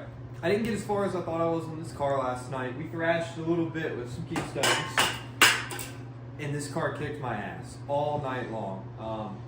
I stopped working on this car about 2 a.m. It's now 6 a.m. I didn't get the water pump on here.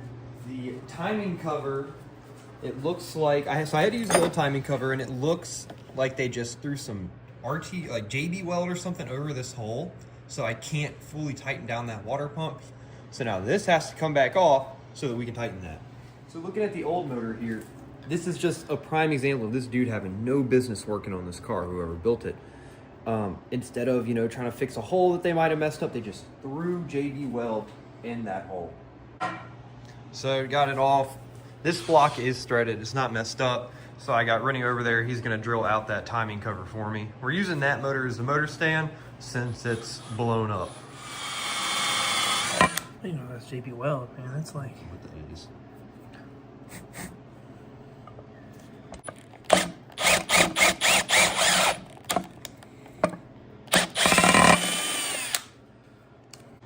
Good as new, hole is drilled out so we can get back to putting this timing cover back on again and restart. Up at the top up there, this block is blown to smithereens like I said last night. So it is destroyed, so why not just drill on it? But this is like that JB Weld putty. So they, instead of fixing the motor, they just threw a bunch of JB Weld putty in it and called it a day. Fixed, so the timing cover can go back on now. I'm just gonna tighten it up, snug it up here, and then I will worry about getting the torque spec. Not gonna put it to torque spec now or tighten it even close.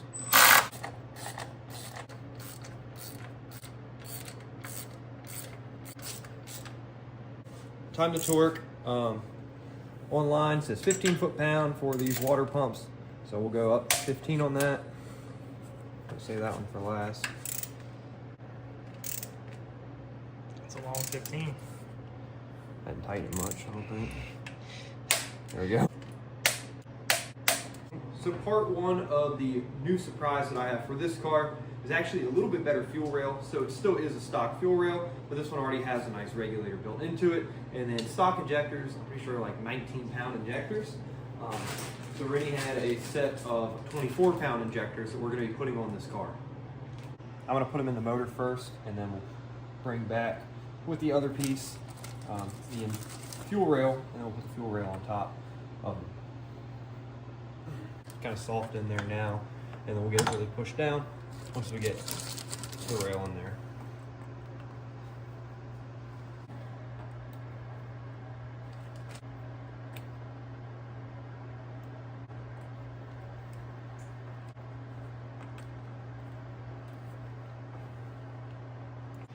I got the injector harness down. Rennie right now is working on the task of getting the header bolts in, which I hate doing, so I'm glad he's doing it. Next thing is to get the thermostat hooked up. So we're gonna put some of that liquid Permatex thread sealer on it, get it shoved back down in that hole and get that hooked up. Headers are fully on both sides, so now we're just kind of working on getting all of this cleaned up. We gotta swap over these lines with the lines that were already on the car that run back to the tank, and we got the electric connectors hooked up. One small problem we ran into is that we cannot get the old fuel lines to disconnect. No matter how hard we shove and push, we can't get it off. So what we're gonna do is we're gonna get rid of that. Even though that has a nice regulator on it, no big deal. We're not pushing any crazy horsepower anyway. So we're just gonna use the stock one, but take the horsepower, or take the 19 horsepower injectors out and then put the 24. Horsepower, I mean pound. 19-pound injectors, not horsepower. Good God. Old fuel rail is back on with the upgraded injectors, so it's finally time to get the intake on. So we'll get that put up, get the gasket set down, and then we'll start getting that bolted. Oh God. Oh God. It's night Oh night. man. Oh God. Oh God. Oh! Last thing I have here, so I was gonna put a new throttle body on. So this is just a factory throttle body. I actually have over here a BBK throttle body. Only issue is the parts store did not have the gasket. I need to put this on, and I'm not gonna use RTV. So I ordered a gasket. Once that gasket gets in, we'll swap it over. But for now, just to get the fire up, we're gonna be using this.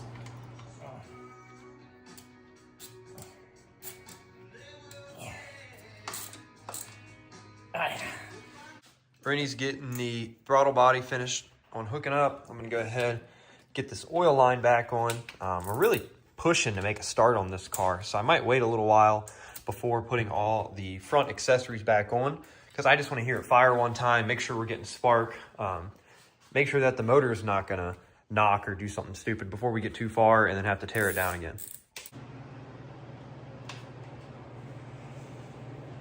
You know what Shout out poundage- Dinosaur Land. You know what poundage it goes to? Gluten tight. Getting her torque down. Almost time to start this motor, but I would like to take a slight appreciation at how great of a job I have done on bringing this motor back to life. It doesn't run yet, but man, does it look so much better than what we tore out of here. So intake is fully on. He's gonna work on getting the spark plug wires all hooked up. I'm gonna go underneath and get the starter hooked up.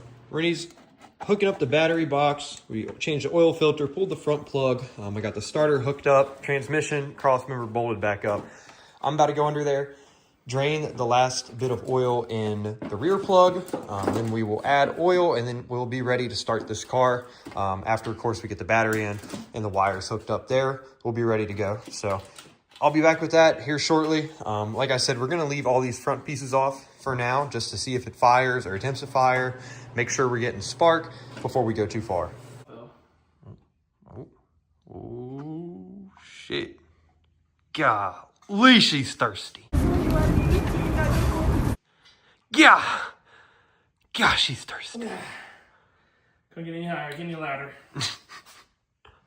So everything is hooked up on the motor. We're gonna crank her up and see if we can get her to start. So we're going for the first start. I cranked the key once. Sadly, all those injectors are leaking, so they might have to go back to that 19-pound, or I'll just get new O-rings. But I don't know if it still will start with everything leaking. Let's just give her a crank here. Oh, it's not carbureted. I'm not gonna pump that. See what happens. No start. So the car would not crank. I'm thinking it might have to do something with that clutch safety switch.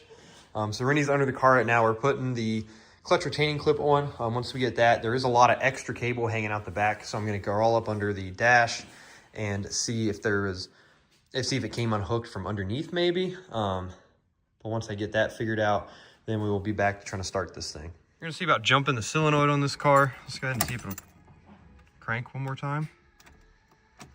Now, I wonder if that battery's just not too weak. No more leakage. Huh. Battery's been sitting a while, so we're gonna try to see if it's actually just a bad battery first. Rennie brought his little jumper pack. That thing's awesome. So we're gonna hook that up and see if that changes anything. Got the jumper hooked up. We'll see if that makes any sort of difference. Oh yeah, that actually went up a lot. Still no key though. All right, Rennie's gonna touch the solenoid, see if we can get a start on her. Oh shit! Whoa! We got it started.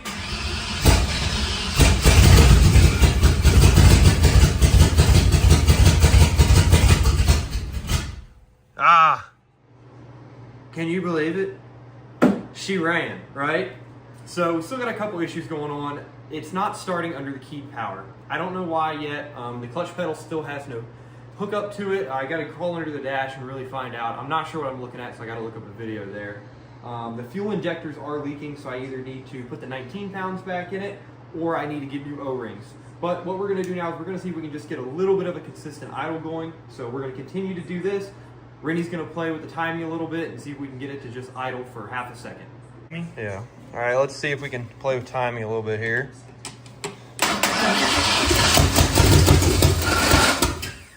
Starter. Yeah.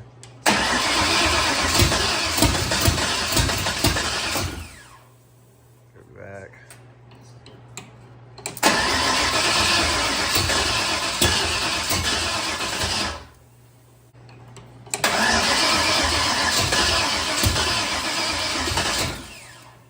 Go a little more.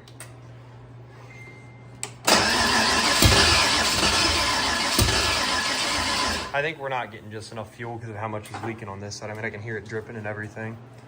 So I think our issue right now is it's not so much the timing, but you can hear it. Yeah, you can even see it coming down the side of the bell housing where that fuel's leaking.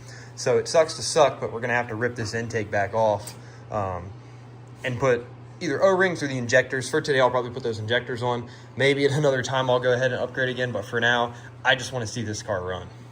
All right, we're pulling this intake off. We were gonna call it and then work on it another day. I mean, it has been days and days working on this car, trying to get it ready. So we're like, forget it. And then we're like, we are so close. We can't just give up now. So pulling the intake off, gonna put the other injectors on. We are gonna hear this car run and sound good.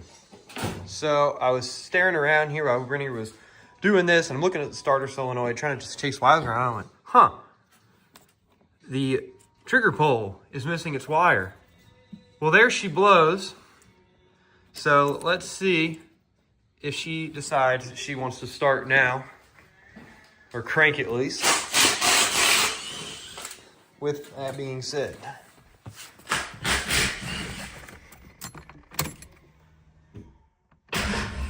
no way. One problem fixed. Too easy. Got the hood popped on the intake. I don't know who painted this thing, but that guy sucks. This side's almost off. Got the old ejectors back out. We're gonna just throw them in there. Got all the ones replaced on this side. No more leaks, so we're getting it tightened down. Then we just gotta get the intake back on, torque it, and hook up the couple vacuums. I made a semi vacuum stopper right here, a plug, out of just out of a plastic baggie and a zip tie. Just for now, I don't have any carburetor plugs over at the other garage. So we'll see what happens here when we get back to starting it again. All right, everything's back together. Rainey's gonna play with the timing while I'm cranking on it, hitting the key, seeing if we can get her to run consistently now that we've got good injectors in it. Ready?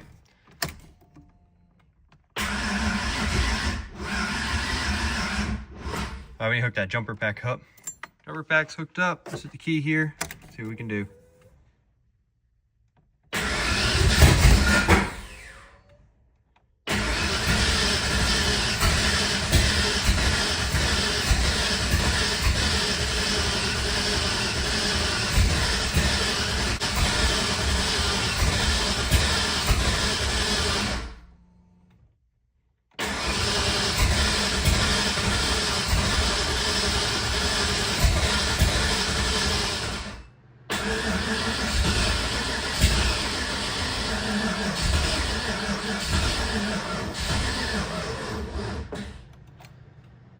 All right, so we're getting a weak crank, so I'm gonna let the battery charge here for a little bit. We'll come back out and retry again of getting it to start. We have spark, we've got fuel, so hopefully we just fix this crank, get timing set right, and we'll be in business. So I will see you when we get to that point. I just had it started, but of course I wasn't filming. So let's see if I can remake that happen.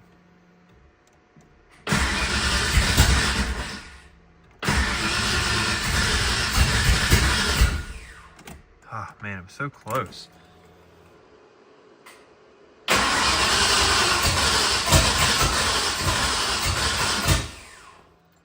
Man, I don't know. I just had her going. I was so excited, and then it immediately shuts back down. Try again here.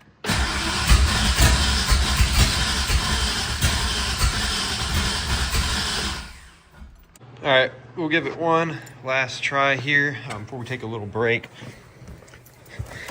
I did check, we do have oil pressure, so that's good. Give her one more crank here. I'll let it prime twice.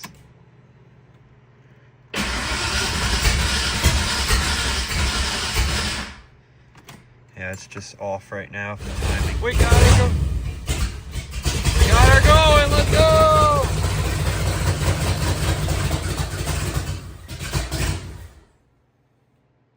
Let's go. So I came out here and I actually found out that 3 and 7 are actually flipped. So we are down 2 cylinders. So let's go ahead and get these 2 wires flipped, and we're gonna see if that makes any difference. Or these are 3 and 7, I'm sorry. So 7 needs to be over here. Set 3 needs to be here, and then 7 actually needs to be there. So let's go try to start the car again and see if that makes any sort of difference. I'm really hoping that was like a big factor in why it wasn't running good. So let's go ahead, restart it here and see if she runs better. All right, give her a crank now that we got the spark plug swapped and see if she fires up better.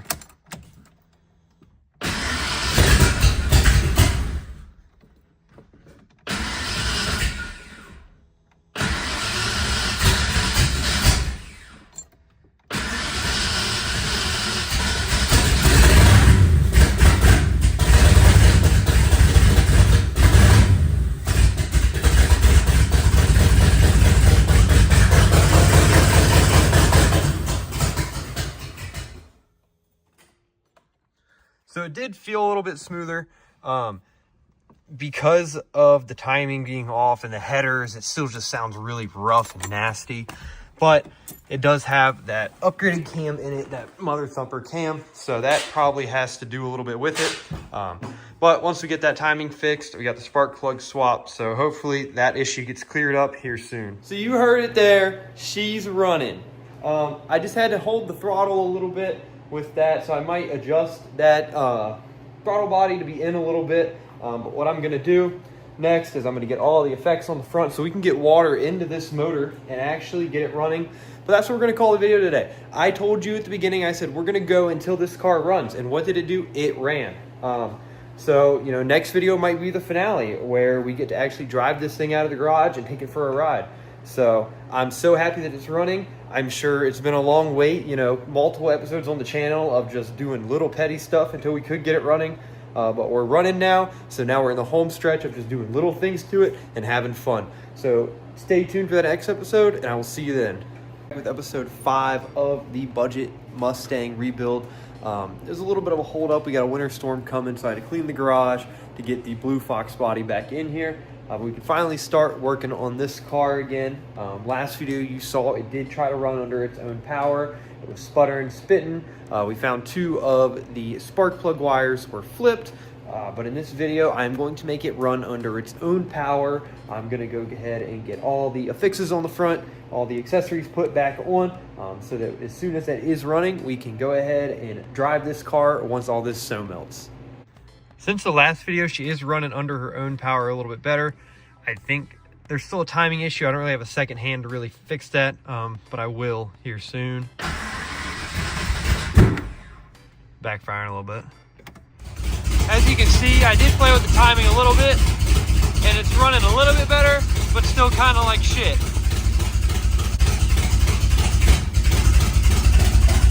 We got good oil pressure too. So as you can see, it does run a little better. Headers are hot now, so I can't really hook up that exhaust yet. It still just is open shorty headers.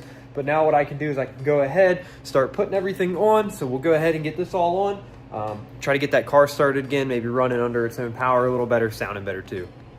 Once again, we're gonna be getting this crank pulley back on.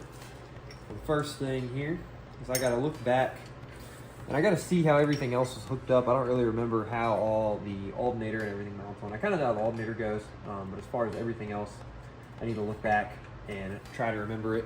As far as like those little extra pulleys I had, I'm not really sure how those went on, but I'll get it figured out. All right, crank pulley is installed. Next thing we'll move on to is the water pump and the fan. So for now, I am just putting this big hunk of junk back on. I'd really like to upgrade to an electric fan, but for the time being, we're just gonna throw this on and say it is what it is. Almost got all these bolts tightened up. I don't know if I mentioned it in the last clip, but man, do I hate these fans. They just take up so much space. I really would prefer an electric fan, because say something happens that for some reason the radiator falls out of its bracket, goes back, it is going to get shredded by that. You know, you're trying to adjust timing here. You got to watch out for the fan. When you have the electric fan, you don't have to ever worry about this thing being an issue. Again, I feel like it is just a giant hazard and causes more harm than it's actually worth. Fan is fully on. Now we can move on to that alternator bracket. Wish I would have thought this out a little better, because now I got the fan in the way, everything in the way, trying to get to that little bolt right there to tighten it up. But I made my bed, now I gotta lay in it, so now I gotta get that bolt tightened somehow. Never mind, I was just being a huge crybaby right there. Flex head, 1/4-inch flex head fixed right in there, no problem. Eventually we'll hit that thermostat, but then I can just put a little bit of an extension on it and it'll continue to go in. So no big deal. I made a big deal out of nothing. Bracket's on, now we can go ahead, get these couple hoses here hooked back up, even though I already had them off and on once before. I had to take it back off so that we could get to that little bolt, get these tightened down. This is the hardest hose in existence. I should have thought ahead and put this one on when I did the water pump, went ahead and slid it on, slid the water pump down, but I didn't. So now I have to face the consequences of that, which the best thing I have found is to try to slide it back as far as you can, push it down, and just hope that bottom lip catches, which it didn't. So this one is a really big struggle. I'm gonna fight with this one. I've already been fighting with it for about 10 minutes. So I'm gonna keep going and I will update when I'm done. Okay, so what I have done here is I have taken this hose off, and I used a little pick to get it out.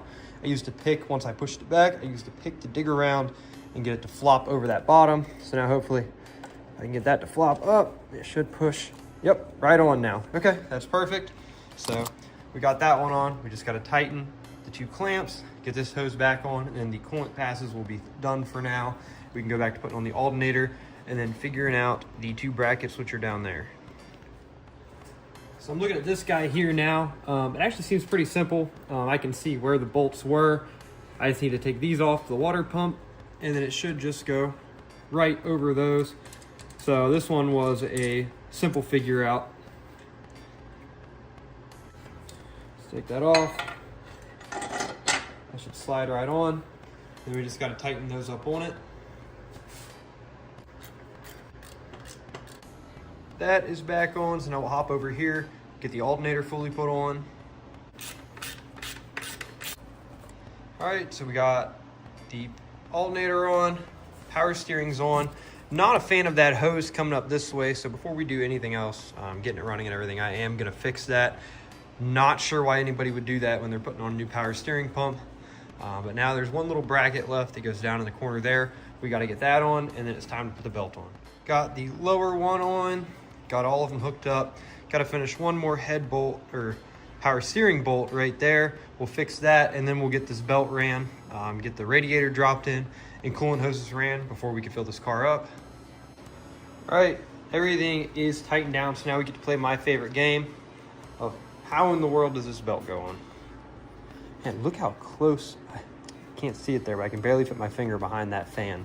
That is awful, but so be it for now.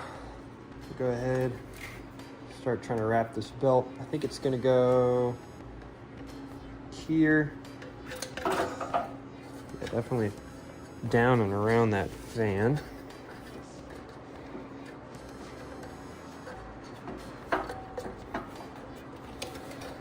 I can both together, there we go.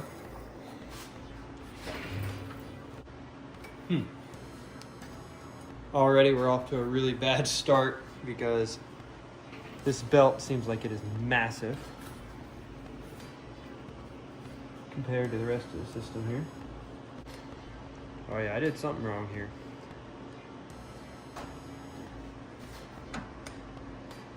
So look at how much extra belt we got going on. This is the same belt I took off the car.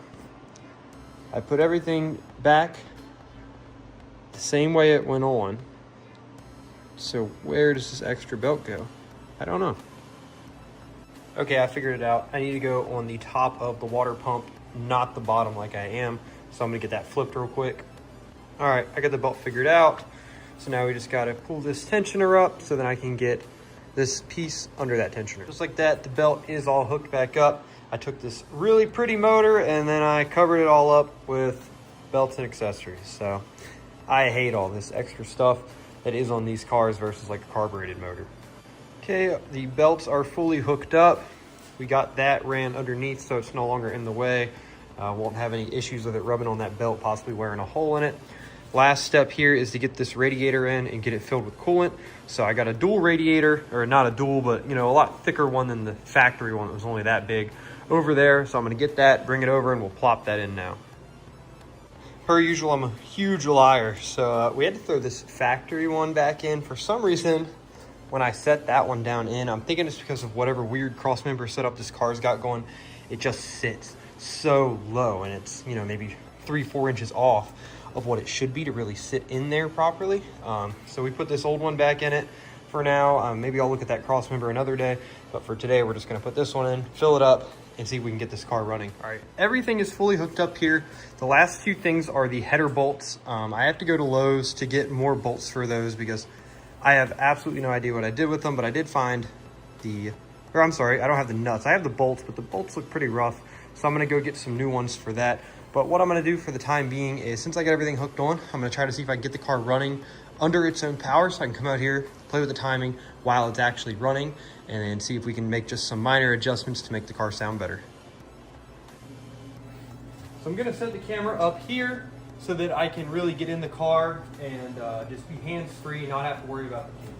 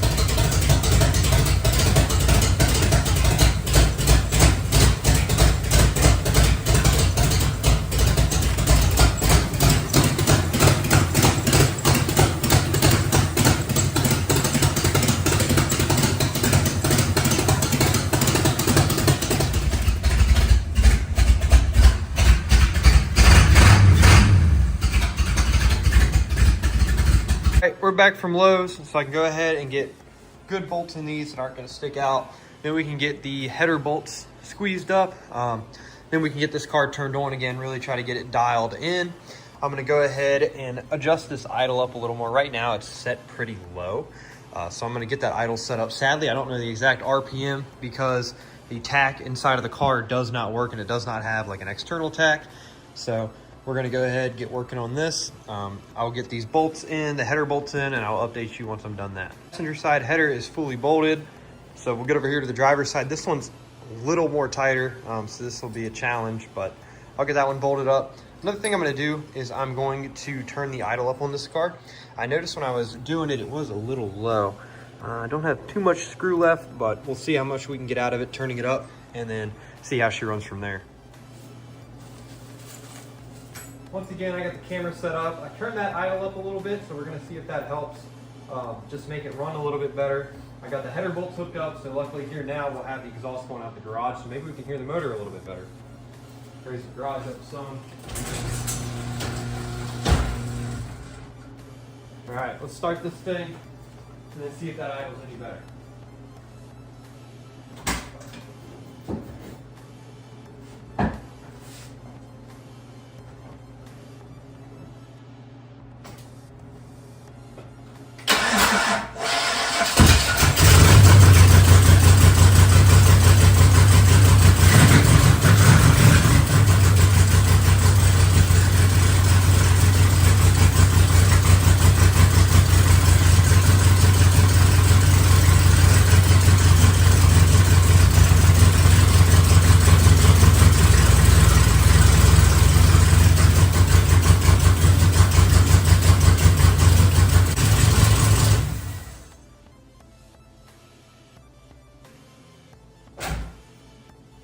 Might be just a little bit too high on it now.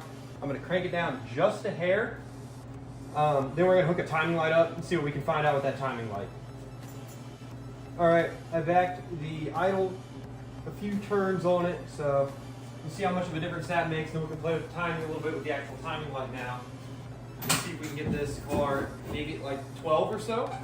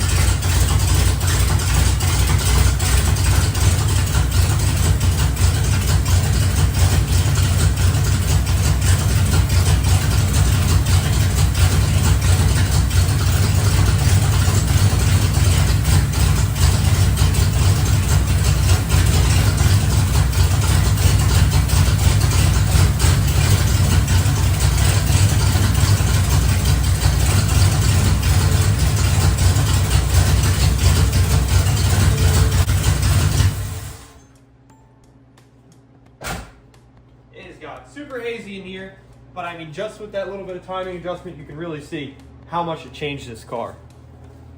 Not sure what happened, but we just went from running to now we're not running at all. It won't start now. I feel like something might be messed up with the time still, so what I'm going to do is I'm going to pull the distributor out, reset at the top dead center, and then put the distributor back in just to confirm that we are at top dead center. But the battery's getting weak on me, so I'm going to hook up the jumper box to it and then let the battery charge for a little bit before we retry. All right, so we're back another day with this car here. I've been actually struggling a lot to get it to run really good. It is running, but I feel like it's just running rough or misfiring or something.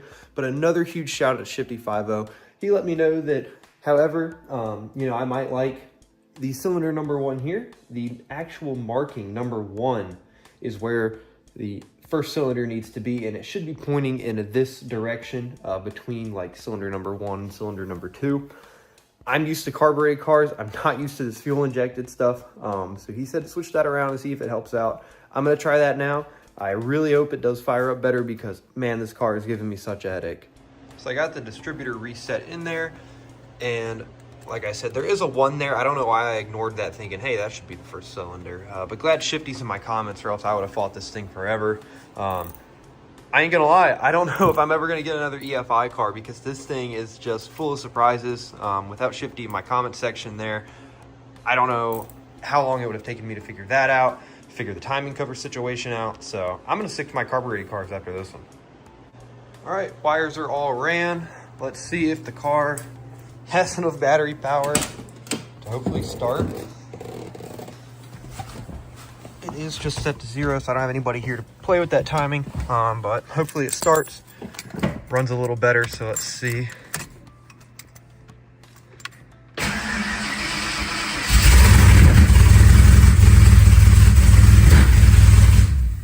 Okay, so it did start up. I'm gonna move that timing advanced a little bit, see if that changes. All right, I advanced that timing just a hair, just to see if that helps with the roughness a little bit.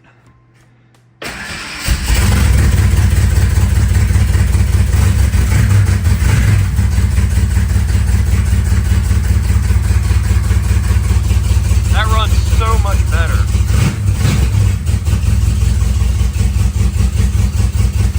So I picked up one of these thermometers to really test and see what temperature everything is at. I feel like there still might be some sort of misfire. So we're reading 222 there. This one's only reading 47 degrees. This one's reading around 100 some. This one up here is reading 20 degrees. Then we move around to this side. That one's reading up near 200, up near 200. One's a little colder. That one's up there a little bit.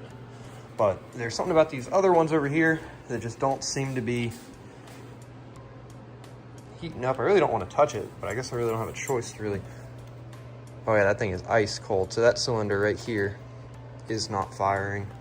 What was the other one? Let's see.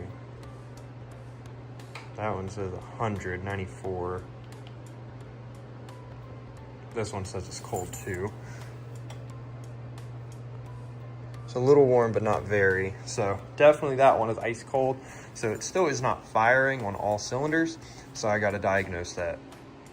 So I know I'm getting spark on all of the cylinders here. So what I'm going to do is actually take this intake off and pull the injectors out. So what I'm going to do is replace the stock 19-pound injectors back with the 24 pounds, but I'm going to flip the O-rings around. So hopefully doing that, it can create a good seal with those 24-pound injectors, and the car might run on that. I'm not really sure. I'm thinking maybe just something is wrong with those 19 pounds. So like I said, I'm getting the intake bolts loose, getting all the electrical connectors and everything popped off so that I can pull this upper intake off and then swap out those O-rings on the injectors with the new injectors. So hopefully this car will run correctly. Intake is fully off. So now I'm working on getting the electrical connectors back off the injectors. I already loosened up the fuel rail. So once I get those off, I can pull it up, and then I got the other ones here so we can swap out the O-rings and then put these back in. Got that side of the injectors out. Now I'm working on getting this side. They're definitely a lot tighter, and when you look at the O-rings here, the O-rings are just much better shape. It's kind of hard to see on the camera, but these are kind of dry and really skinny to where these are pretty puffed up. So I'm going to pull these off, put them on here, and hopefully those injectors will work better. All right, all the O-rings are on these injectors, so now it's time to put them back in. Hopefully once we get this on and in, I got to put the intake back on, and I pray that she is going to run good. So the injectors are on. They're nice and snug in there now. Push down. Fuel rail is bolted back down. So next step here is just to get that intake back on. All right, car is, well, almost. Let's see here. All right, car is put back together. So next thing to do here is just pop the garage a little bit and then see how she runs when we start her up. I'm so hoping this works, because if it doesn't, then I'm at a loss and I'm not really sure what to do. But just pop the key in here. See how she sounds.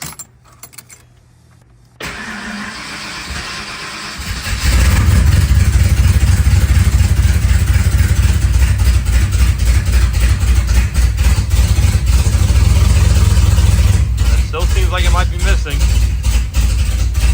Let's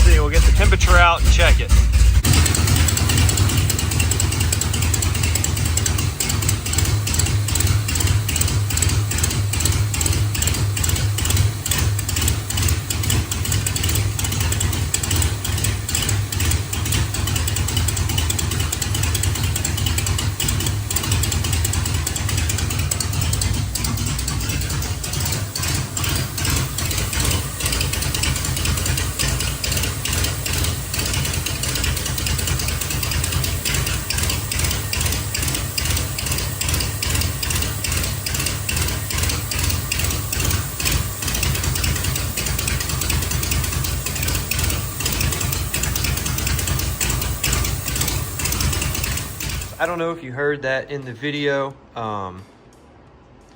but the car is still running like shit. So what we're gonna do now is I'm gonna take the intake back off. I'm gonna take the fuel injector out. I'm gonna have my wife sit in the seat and turn the key. I'm gonna unplug spark so it doesn't start, but just fire it and see if all those 8 injectors are actually firing like they're supposed to be. So with the new injectors, this car is still running like poop. Really living up to the poop stang name. Even with the new injectors, O-rings, it is not working. However, I did find out a little bit of more information about this car. I have a really good friend named Greg. Greg let me know that the 1987 motor is actually what is referred to as a speed density motor. So because of the speed density motor, it doesn't have a mass airflow in the upgraded computer, which tells the computer to send more fuel or not with the camshaft. So the mass airflow is something like that, which is on the 89 and up cars. The 86 to 88 cars do not. So they are just a speed density motor and they operate fuel off of vacuum. So because I have a big cam in this car that actually pulls more vacuum, is not sending the required amount of fuel that this car needs. So now I really have 3 options. I can either tear it apart and put a smaller cam in it. I can switch to I think it's an A9L computer, which would be ideal, but they are very expensive and I'm not made of money. Or number 3, put a carburetor on it, which is right up my alley. I love carbureted vehicles. I don't think I'm ever gonna own another fuel injection car after this one. I think I'm gonna be carbureted the rest of my life. So putting a carburetor on this car is right up my alley, and I think that is what I'm going to be doing. Now, the only thing that's gonna be pending on if I go with a carburetor on this car is I'm gonna rip it out and actually see what computer is in it. So the previous owner did tell me that he put a whole new computer system in this car, whether it was to factory 86 or an 87 computer, or it might be the upgraded A9L. If it's the upgraded A9L, we are in business. So I really hope it is. So I'm gonna rip this car apart on the inside, on the passenger side, and we're gonna check out what's under it. On the passenger side, the computer will be located behind this panel here. So we're gonna take that screw out and see what computer we got. All right, now we can get this panel pulled off out of the way. We see the computer there. I haven't got a look at what it is yet, trying to lead us as a surprise in case it's a good surprise. Let's see here. Ford ECM. See, I'll get a picture of that here and then really check out what it is. So I got it looked up. Sadly, this is just a speed density computer and not the A9L that we need. So with all that being said, this car is going to be getting a carburetor, which is perfect. I love carburetors. It was a thought I had when I first got the car, but I didn't expand on it because I said, oh, I'll just put it back together. It's going to be fine. So this car is going to be getting a carburetor, which is great. So in the next video, I'm going to actually do a really in-depth video on swapping a car from EFI to a carburetor. It wasn't my original plan, but it is what it is. I know last time I really said I wanted this to be the finale of the FoxBody series, but unfortunate things happen. We're gonna have to keep going here. So I will see you in the next one when we are putting a carburetor on this FoxBody. But I gathered all the parts necessary for this carburetor swap. We're not gonna be able to use a lot of things like the factory throttle cable and stuff like that. First thing you're gonna wanna do, which I have already done, is you're gonna wanna drain the coolant down. You don't want the coolant level to be above the intake, so we can look in here, see it is low. Then if we give the radiator hose a squeeze, there's no liquid there. So we want the coolant level to be below the radiator, so then when we take that off, it doesn't dump out everywhere. Next thing we're gonna do is we're gonna take the oil pan, go under and drain the oil out of the motor. The reason for doing this is even though we drain the coolant down past the intake level, there still is usually a little bit of leftover coolant in the intake. So when you pull that off, you don't want that going down and mixing with your oil. So we're gonna pull the plug, drain all the oil out so we can save it, especially because this motor oil is brand new basically. We can reuse it. Normally I wouldn't do that, but we're gonna get that pulled. So then if any coolant does fall down, it'll just continue to go straight into the pan and drain out into a separate drain pan so that we can reuse it. Back oil is draining, but don't be like me. Drop your ratchet in the oil pan. Next step here is, once again, I'm gonna be taking off this upper intake. I know you guys, for the repeat watchers, have watched me do this 100 times now. So if you've been here, you don't wanna see it, skip like 30 seconds ahead. But if you wanna watch me do it, I have to do it again.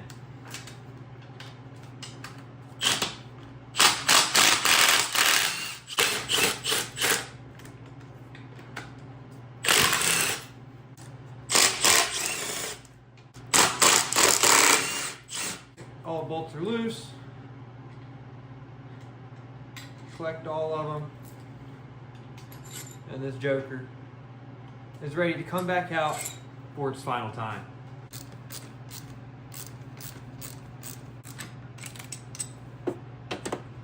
Bottom bolts off. Gotta pop these pieces off down here, which I think they just pop straight off. We'll flip it up and see. Oh, yep, it fell right off.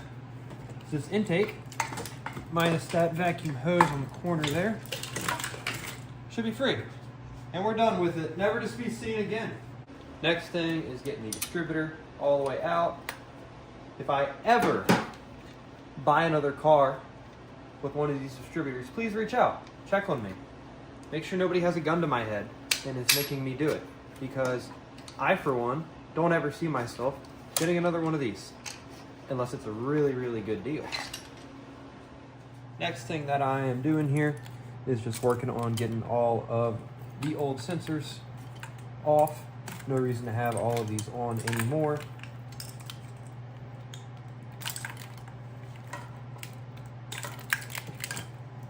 That last one in the corner here will have to wait till we pull the fuel rail up because it is in the way. So I just got to get that other side now.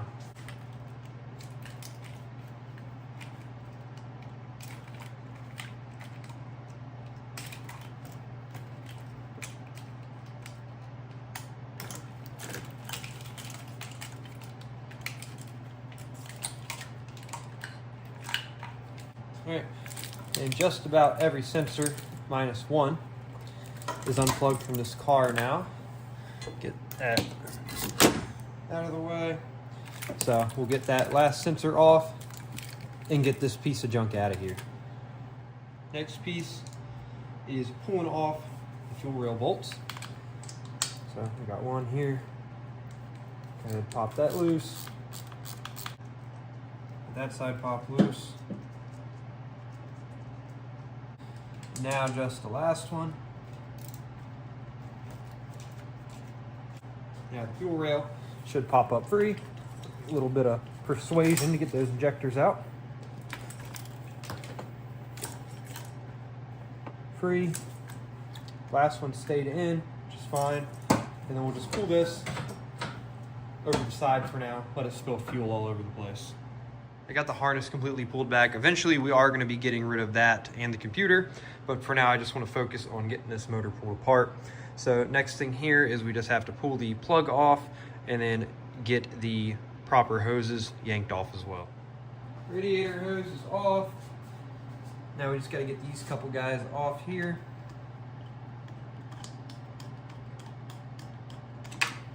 There shouldn't be too big of a deal.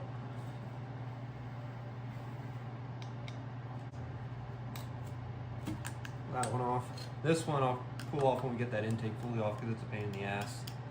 I don't want to deal with it, but I got to.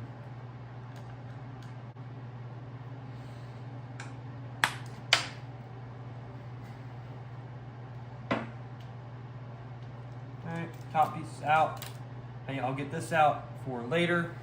For now, we'll just go ahead and get this intake fully off. Last step on this intake before we can rip it off is just getting all these bolts out, which is the best part because that means we're close to having it done.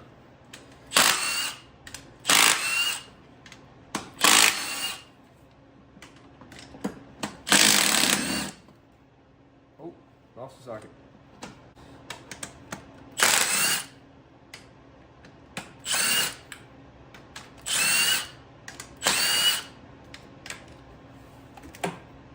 That one we might have to get a wrench on.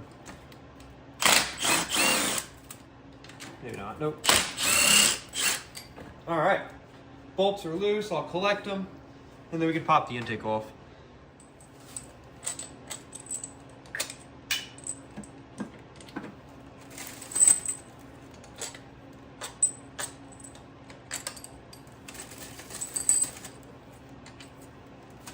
Last step here Get a little upward motion on that intake. Try to get it pop free. Sweet. Wasn't hard. So now we got the intake free, minus this pain in my ass. And the intake will be off. Then we can go ahead and get the carbureted intake back on.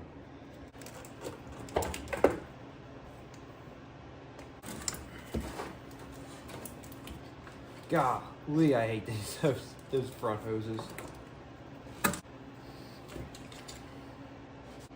Intake is fully off. Luckily, I didn't really get any coolant on the inside because I did drain it prior. So intake's on the floor. I know I just put these gaskets on and you'd probably be safe to reuse them. However, I'm gonna pull them off and put brand new ones on because I don't ever wanna have to pull this top end off again unless it's for doing fun performance stuff. So go ahead, get yourself some new gaskets and then save yourself the headache of having to rip it back off because of a leaky intake gasket. So same gasket set as last time, but this one came with cork. Ordered from the same place. I literally just was on Amazon and hit reorder. These ones came with cork instead of the rubber, but still the same as this goes. I'm gonna get that cleaned up a little bit, wipe it out, and then we'll put the gaskets on, get the RTV, new RTV, because the other one was clogging up with me. I threw that one out, so I got a new set of RTV, and then we'll plop the new intake on it. Just like last time, it is time to get these new gaskets set down. So we'll get the gaskets set on here.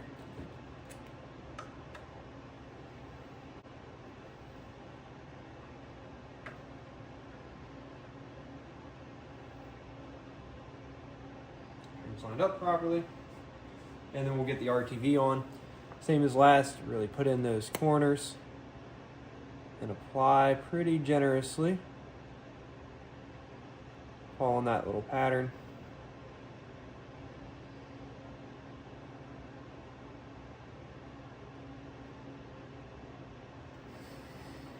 Oh, that is so much easier now. It's not clogging up on me and fighting me.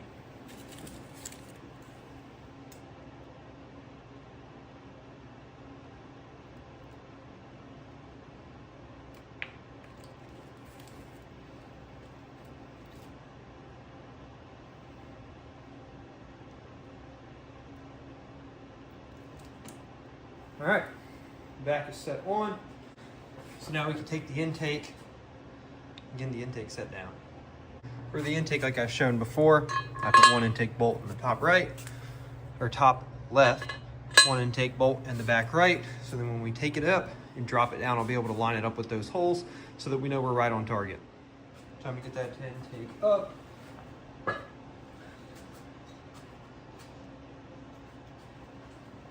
I like to go from the side.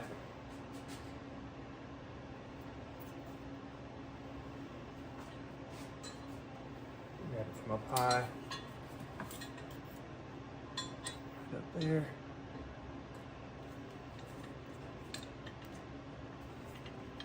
Every time, never fails. Right on.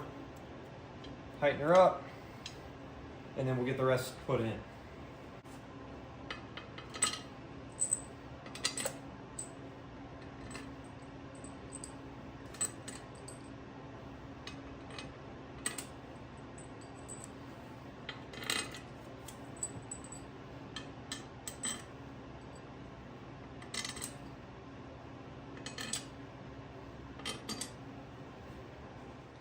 Like I have mentioned before, that RTV has to set up for a full hour before you can torque it down. So what we're going to do is we're going to take this hand thing and we're just going to hand tighten it to give it a little bit of smush, but not a lot. So as soon as it starts giving me a slight bit of resistance, just pull out and don't go anymore. Another thing, these are the same intake bolts as what came off the EFI intake. As far as the lower goes, they are the same for both Ford, or for both EFI and carbureted. So you can always get new ARP bolts or something like that, but if you're working on spare change like we are here at Spare Change Motorsports, just use the same bolts. Intake is fully on. Just for a little comparison here, can't put it on yet. Let's go ahead and put the old carburetor on top. Oh, man. You cannot tell me that just doesn't look so much better than the EFI system. I mean, it's just clean, it's simple, and it looks so much more tough to me. I mean, it just changes the car engine bay completely, especially once we get all this junk out of the way. So I fully waited my full hour instead of moving on to anything else for that RTV fully set so that we can torque it down. Now that it is time to torque, once again, I break out this little sheet of paper that shows the torque pattern. 1, 2, 3, 4, 5, 6, 7, 8, 9, 10, and 11 to 12. 25 foot-pound is our target goal. We're gonna start at 20, go around once, and then we'll go up to 25. So one thing I'm gonna do here before I torque all the way down is I'm gonna use just this little stubby wrench, go around in the same torque pattern, and just tighten it down a little more by hand to get us closer to where we need to be. 1, 4. So like I said there, we only had went up to 20 foot-pound on that, so now we'll crank it up to 25, and then we'll go around again. All right, intake is torqued to 25 foot-pound. I'm gonna go around just one more time to all of them with 25 foot-pound again, because like I said before, they do get a little loose as you torque them down. So number 1 might be loose now since you torque the rest of them down. So I'm gonna go around one more time and then we'll be all done with torquing. Time to get the carburetor bolted down. Might be getting a little bit ahead of myself here, but I really just want to put it on. That gasket lined up. Bring the carburetor over. And if you're like me and don't want to go to Lowe's, but you also don't have the right bolts, header bolts are the same size as these intake bolts. So here I'm going to take some header bolts. I see a problem here. They're not big enough to go through the bracket. That is not ideal. I see. That's going to be an issue. Next thing we're going to do here is come inside the passenger side of the car, get this computer out. So normally the computer is shoved up in there, but in my previous video I went ahead and pulled it out to check. So there will be a panel right here with one screw you pull out, and then to separate the actual computer from the harness, once you rotate it up here, there's actually a screw or a bolt right there that needs to be loosened. Pull that out and then this will separate. So once you get that screw out, it is just a 10 millimeter. Now you can take that computer, set it to the side. We'll go up to the front, pop this cover off, and then we should be able to pull everything through. So back through here, move everything out of the way. But right here is what we need to pop out. So once this pops out, we should be able to go inside and then help shove that computer module all the way through. What I usually do is get a flathead in there, help give it a little negotiation on coming out fully.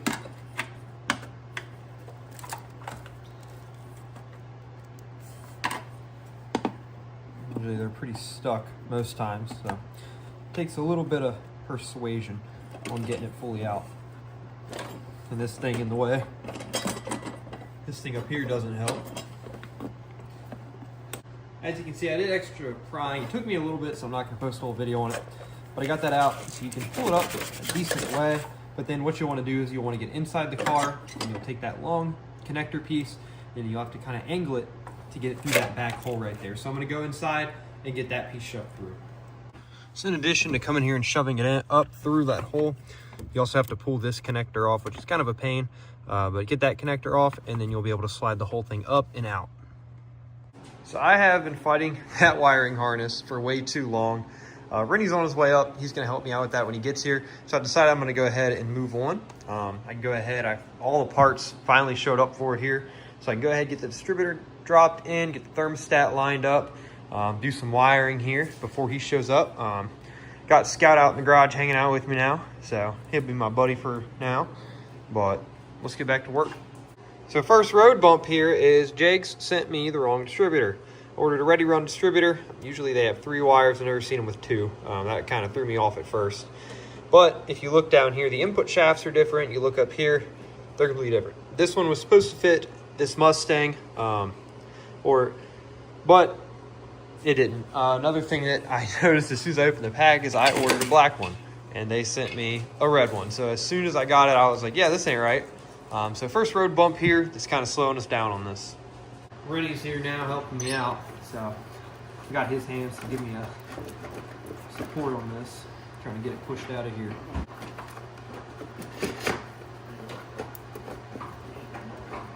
Hold on, get one connector out now.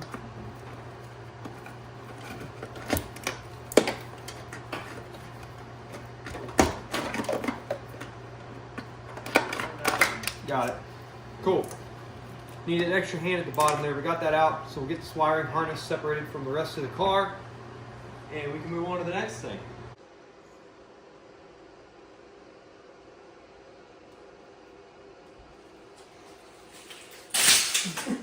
See you later. Oh my God, that looks so much better without that junk in the way. So now we can keep going here. We're not gonna be able to reuse this throttle bracket here, so that's gonna have to go.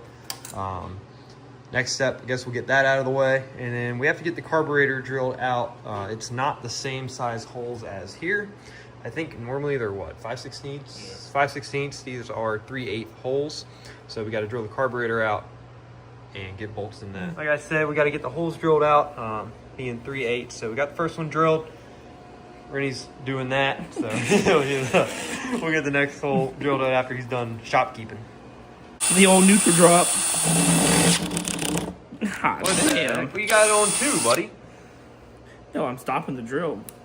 Like the bit itself is stopping. Oh. Don't watch it. I'll stop that much. Like, it's not like, you know what I mean? It's a chuck angle. Neutral drop. What the hell? What is this? This It's a little tight. Sucks. Neutral drop.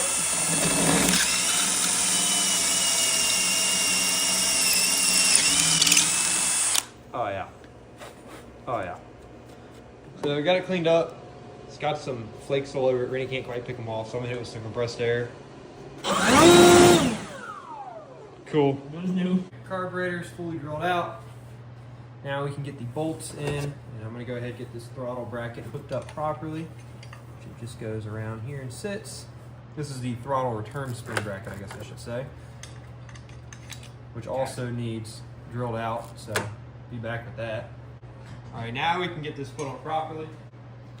Usually we use studs. I don't have 3/8 studs, so it is gonna be what it is once again. Yeah, I bet you that carburetor gasket hole ain't big enough. Oh my God. This is crazy.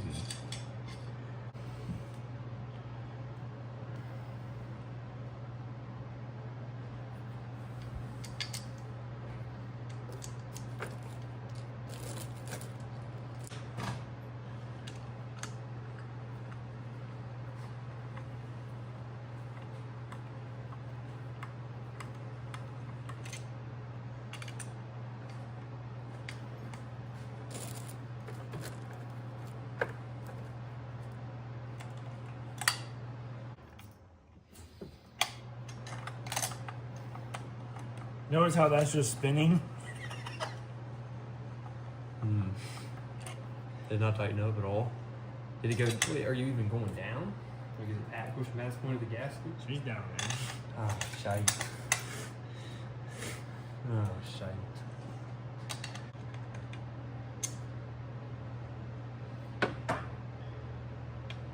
Get a medium guy in here.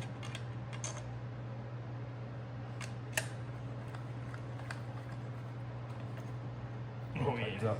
Oh, yeah. Oh yeah. Carburetor is installed. You can't look at that and tell me that just doesn't look better without that big goofy intake, all those wires. It's just clean, it's simple, and it looks faster.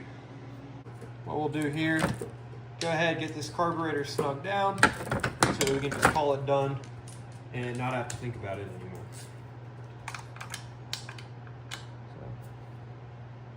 Snugged. Maybe. Not on it. There we go. Snugged. Snugged.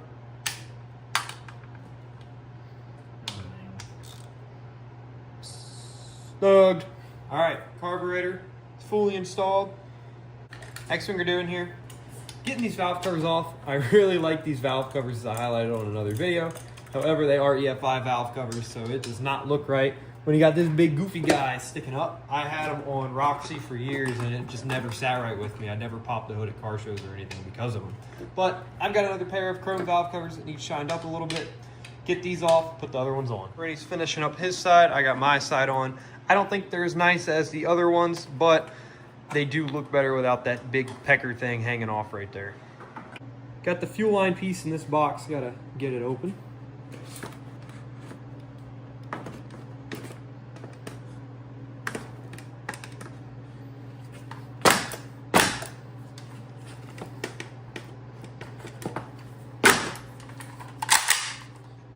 So getting this carburetor piece on now.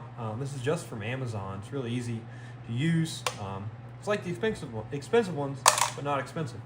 So we gotta get these little pieces off here. Pull that one off. We'll just let her down there for now. Same thing on this side.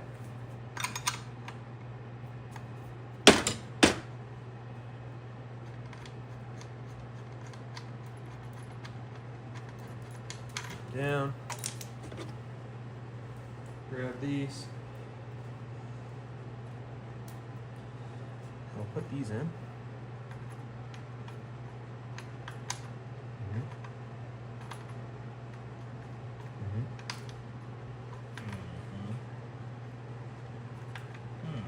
There we go.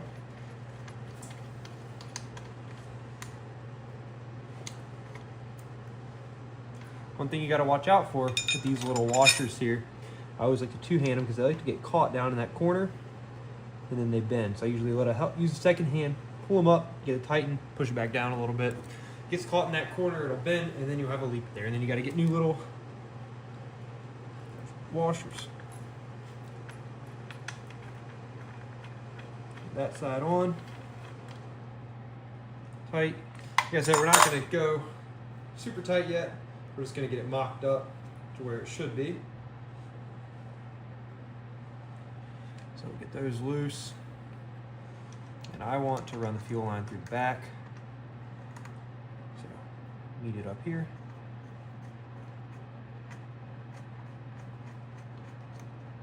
Tighten it up by hand. Same thing up here.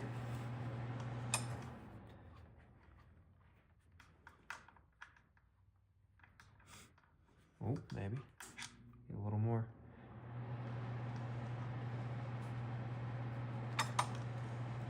Perfect. That one threaded up here by hand.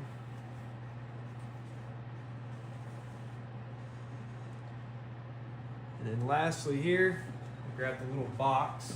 I don't know how good this is going to be coming from Amazon. Probably not good at all. Ooh. Oh. It's right there, we're good. Put a little liquid thread sealant on here.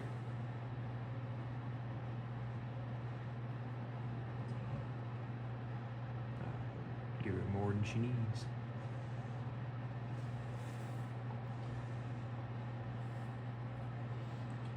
Spin this in.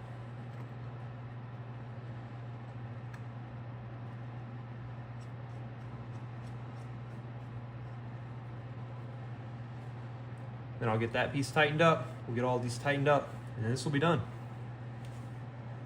I didn't realize the camera was zoomed in. This is where the fitting goes. Carburetor pieces are fully installed, so we're... Piece of shit.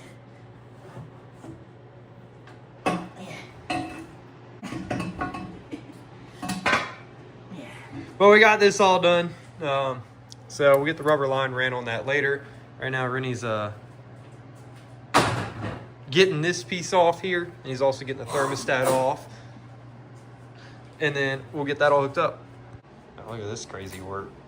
Trying to get that piece off. Okay. Oh my God, what's going on here? Oh my God. Yeah. Rennie got the negotiator out. He was done asking questions. Yeah. Same thing as always here. A little bit of thread sealer on it. A lot of bit of thread sealer on it. Yeah.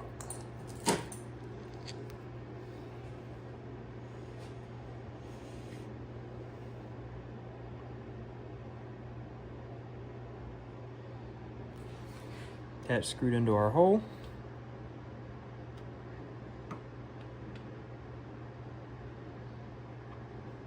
I believe we probably could go to one of the back passages back there. I never do. I don't know why. We've just always used the front because we like having a big ugly wire running through the whole car. So we're gonna go get that one tightened up. I'll go ahead. Get this guy sealed up. Look at that. I should probably clean it off first. It's a shame I don't care.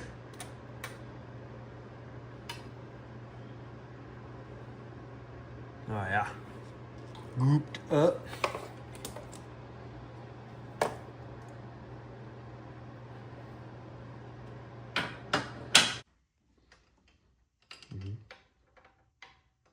Oh my god. All right, she's in there good enough. Well, yeah, just tuck that down, let it lay there all ugly. So the old bolts on that, he put one fine thread bolt, one normal thread bolt for the thermostat housing. You definitely don't want fine thread in there because it's not fine thread. The correct pitch for that is 5/16 by 18, not 5/16 by 24. Well, we threw the thermostat away. We're gonna get a whole new housing because just like everything else on this car, they jerry-rigged it and they decided that it was a good idea to drill out the thermostat housing for some reason. I'm standing here watching Rennie work like I always do. I look down and I spy a treasure. Let's see what that is.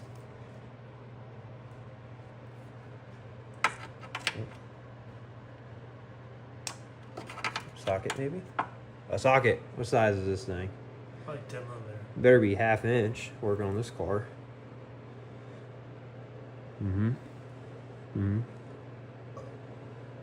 Ain't no size on this thing. A 12. All right. See you later. Next thing we're doing here is way back here. We got the throttle cable, the original throttle cable cut. We're taking those 2 bolts out and we're gonna go up underneath and swap it out with a different throttle cable that's gonna bolt up to that carburetor better. It's in the box here. Once I get it open, I'll show it to you. So here is the new throttle cable. This will run up underneath at the pedal, and then this will come up, bolt up here at the carburetor, but I need to go under and uninstall the pedal so that we can get that hooked up. So the bolts we are after, there's gonna be one right there, and there's one up top here. Usually you gotta pull one of the moves where I lay upside down on the steering wheel and get them. But for the bottom one, at least I don't have to do that. So we'll get this in here, get it on the pedal.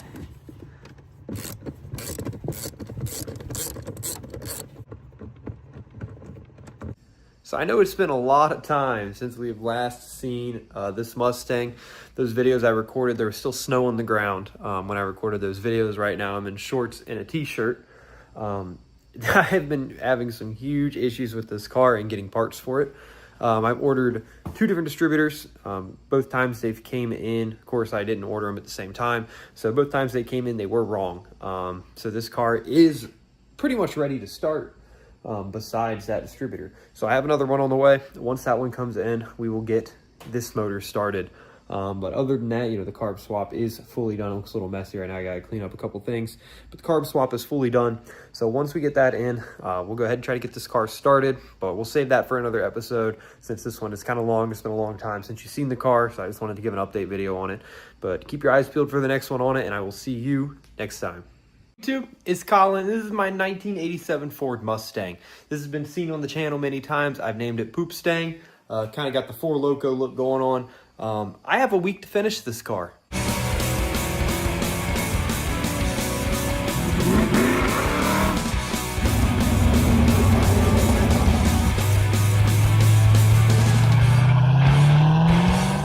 Me and Rennie are going on a road trip in the Poopstang. We are taking it an hour and a half away to the Ford Nationals at Carlisle. We go every year, but this year we don't have anything that runs. The truck is down. The Fox body's down. Thunderbird's not ready.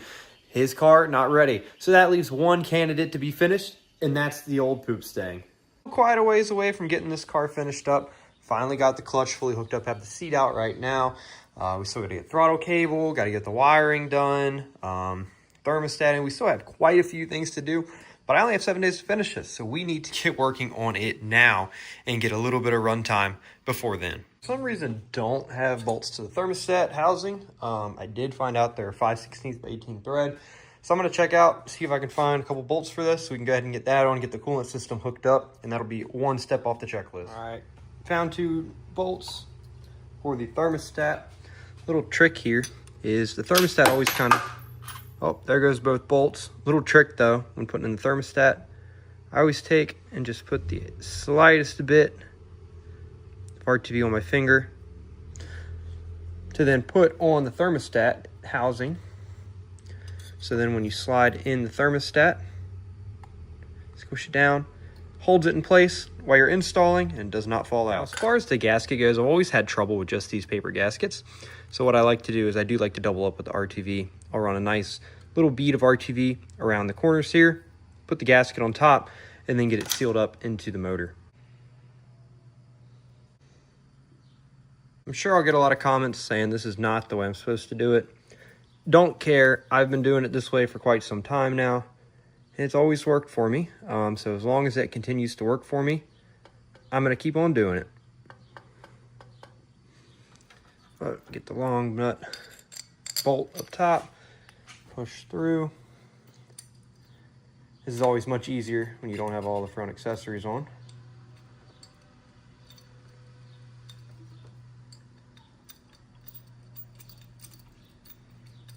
Get it hand tight.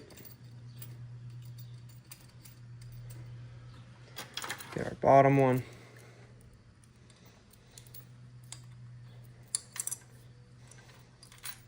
Oh man, we're fucking up. Got both bolts in. Now it's just a task of trying to get them hand tight, just a little snug so that gasket maker can start hardening up. Got both in. Now it's just a task of getting them just snug in there so that gasket maker can start doing what it does best, making that gasket. So we'll get those on, get them snug down, and then we get to check that off. While that's setting up and getting ready to be torqued down, we're going to go ahead and get our spark plugs on. Same old firing order as always. 1. 4 goes back here. Oh man, I messed this all up already. I put number 7 as 1. Or I'm sorry, number 5. Oh, what am I thinking here? All right, here's number 1. So we got 1, 3, 7, 2, 6, 5. 5. So we got 1, 3, 7. 1, 3, 7, 2, 6, 5, 4, 8. And that is it for the distributor. We still got to hook up the 2 wires here. I don't exactly remember how these ready to run distributors go. I'm going to wing it and hope it works. So we'll get that hooked up. But these are done. Hook up our coil wire. That helps uniform a little bit. So now we have all those wires out of the way and not on the ground anymore. Working now. Getting this guy hooked up for the throttle cable. Since we are swapping from that EFI to carb, we had to run a custom throttle cable. Not going to be able to use whatever was factory on this car. We'll get this ran. We already got our aftermarket throttle plate on here. Start getting that threaded on.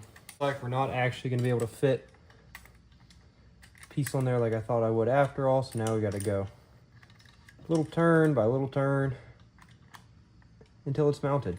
See? We'll take this guy off. Maybe make life a little easier on ourselves here.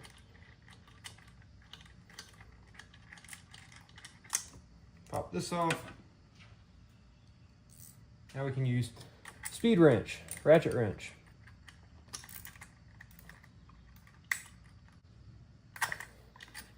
On there tight. That'll be ready for once we get the throttle cable fully ran. And get this guy back on. Now this is a little close. Is it gonna interfere? The answer is, I don't know. Looks like it's already, oh, that's just the throttle itself. Doesn't seem like it. It's time to get that tightened up. Got the throttle cable on, spark plug wires ran. Gotta do the wires, get all these accessories hooked up. And that's about it. I'm gonna shut her down for the end of day one here. Didn't do much, but it's getting a little late in the evening. It's kind of a last minute thing deciding to take this, so I gotta get stepping on it. But I'll see you tomorrow for day two. It's day two on the Mustang.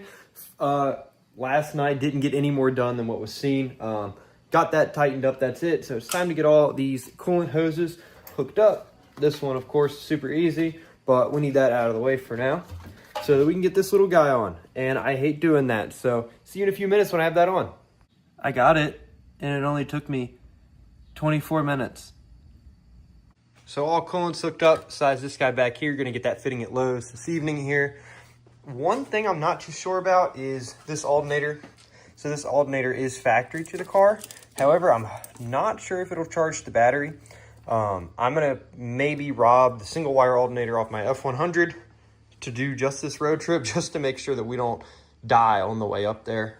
Next thing we're gonna do is we're gonna go ahead and get oil back in this car. So we're gonna get her off the ground. I gotta put the oil drain plug back in, and then we gotta fill it with oil. Drain plug is back in. While I had the car up, I tried to readjust the clutch a little bit, and it fell back off up inside again. So we gotta take the seat out. It's already out. You can see it sitting there crooked, but we gotta get back under there, hook the clutch back up to the quadrant, and we can go under and hook that clutch where it needs to be, tighten it up. Clutch pedal is hooked up now. So now we have a nice stiff clutch. Haven't had that since we put this car together. I've never seen a stiff clutch in this car. Next thing, I'm gonna go ahead and put in the oil so we can get rid of this no oil tag. Before we get to put oil in, we gotta tighten this up. I don't know who did this side, Rennie, but that side now needs tightened up. So let's get that tight, then we can put the oil in. Valve cover's all tight now. I always put these little pieces on these thin aluminum valve covers. They're easy to bend, so I always put those on to help try to hold that oil in, a little bit of better distribution on there. Now we can get pumping in that oil. Oil is pumped in, tube is draining. If you're wondering what this guy is sitting here on top of my carburetor, this is something I 3D printed. If you possibly want to purchase one of these, let me know down in the comments, and I can maybe start making them, selling them on the website or something like that. But nice little storage hat for when you're not working on the car, keep any dust or anything out of it. It's kind of all we got for day two. Super late, been working on in the evenings. Tomorrow's going to be a better day. Tomorrow I'm going to try to get this thing to almost 100% so that we have some time to get out any kinks and stuff once we actually get it running. Today is day three, which means we only have 4 days left until it's time to leave with the old Mustang here, so we have to get it running today. I'm going to start off, got the coolant fittings I need at Lowe's, so we'll do that, and then it's time to do some wiring, see if we can get some spark, maybe fire the car up. Now I understand that these are plumbing fittings, but they're going to fit inside the 1/2-inch hole on the intake. So per usual, we'll get our goop here. Goop this sucker all up. Looks pretty good.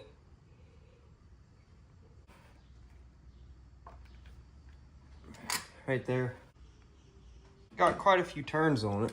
Hopefully that's good enough. We'll see. Last piece, now we can get our hose tightened down.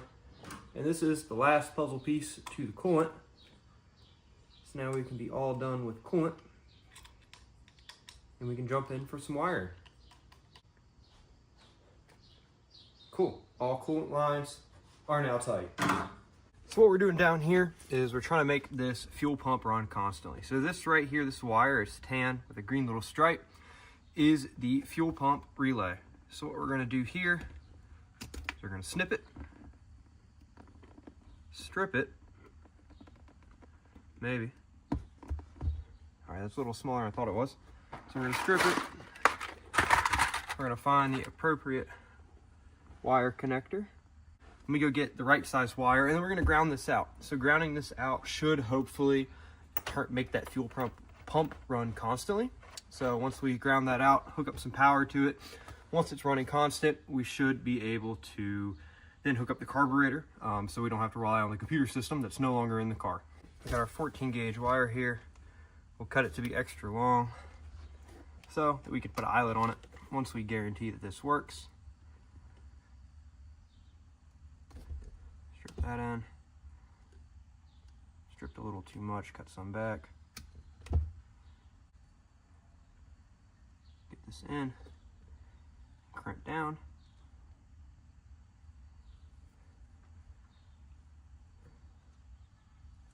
Oh, wasn't paying attention, fell right out. That's great. So we got our appropriate connector. I left the wire a little long just in case when we add an eyelet or something we got to cut some of it back. Always have extra. So go ahead, get that crimped down good, nice and tight, on there tight. Same thing to this side. Get it pushed on and get it crimped down. Oops.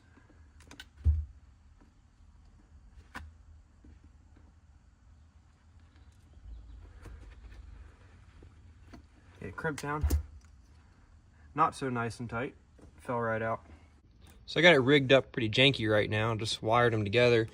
Shove that under there so we can turn the key on and see if that fuel pump actually works before we do an official wiring on it. So I did some extra janky wiring and figured out that I think it's the relay that's bad, because when you actually cut the hot wire, hook it straight to that, get a little fuel flow on that other side. So we're gonna run this straight to a switch over to the 12 volt. So then we'll have a switched power for the fuel pumps. Then say we have the key on just to run some accessories or something, we can flip the switch, turn the fuel pump off. So that's going to be a nice thing to have. But I got this marked so when we do the wiring, we can hook it up properly to make sure that's in. And this is a return so that we don't get too much pressure build up. But I need to go pick up a switch now so we can finish that wiring. So it's time to get wiring. Got our connectors out. We're going to run it straight to the battery. We're going to a fused switch inside the car. We're going to do that for both the ignition and the fuel. So we're going to start with doing the fuel system first so we can get that seat back in. So I'm going to go ahead, get the first wire ran. We're going to go inside the car into a switch. I'm not sure where I'm going to mount the switch yet. Probably going to wait for Rennie to help build a little mounting bracket somewhere. Actually, it might go right there to that bottom plate. Not too sure yet. So we'll wait for Rennie, see where he thinks we should put the switch, and then go from there. Got our first two wires ran here. Got the other ones inside the car. Got some switches. Definitely not gonna leave it like this like I do all the other cars. I'm definitely gonna change it. But we got the other wire ran in, got a lot of extra wire. Still gotta run the ground. We're gonna actually run it to the seat this time. So gonna keep chugging away at the wires, and I will update once we're done with the wires. Step one, which is the ground strap for the fuel pump, is complete. All right, so all the wires are ran. Don't have them hooked up to the hot yet, but they're very sloppy right now. This is gonna be Rennie's job of cleaning up wires because he's an electrician, so he can make it look good. I just do the rough ends to make sure everything works. I can go as far as wiring it. I'm not too good at making it look good like he is. So let's hook this up and then see if it works. All right, first thing we'll do is test out the fuel pump. Let's see if we get fuel up here. Yep, fuel is squirting out really far. I don't really know how to test for ignition without a second hand.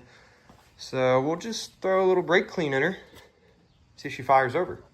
I somehow don't have any brake clean, so we're just gonna hook up the old spark tester to her. I'm gonna have my wife come out here, tell me if that's lighting up when I turn the car on. Had my wife confirm we are getting spark.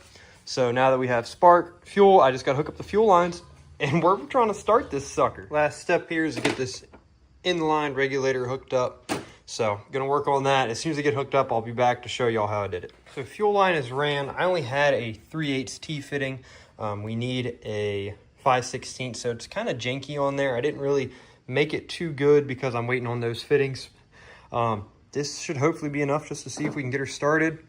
So without further ado, let's go hit the fuel pump and see if we've got fuel back here. All right, get the fuel pump.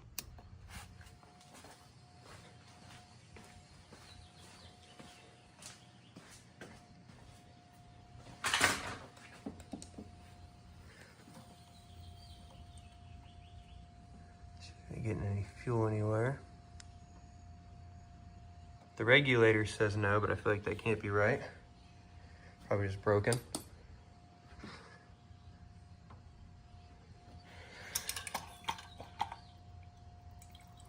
Oh yeah, it's leaking out. Seat might be bad. Let's go turn that off. It's actually likely that it might be flooded now, but let's try to crank it, see if we can get it to start maybe. Run for just enough time to see what's happening.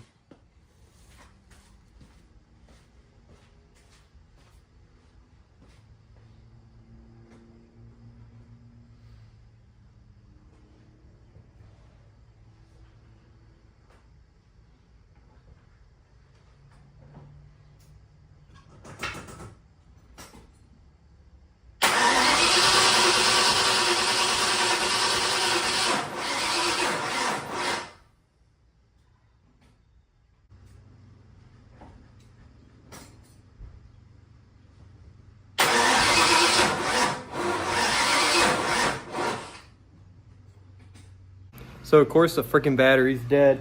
I know we're getting fuel, I know we're getting spark. We're actually getting too much fuel where it's flowing in up top and then it's leaking out of the bottom here. It looks like out of the accelerator pump. I'm gonna call that for day 3. Made a lot of progress, still not running, but it is what it is. If I can't get this carburetor to work, I know where there's a perfect Edelbrock that fires up every single time. So if I can't get this one to run, I'm going to get that. But I will see you tomorrow. Good morning, sunshine. Today's day 4 and we got Rennie helping us today. Oh, baby.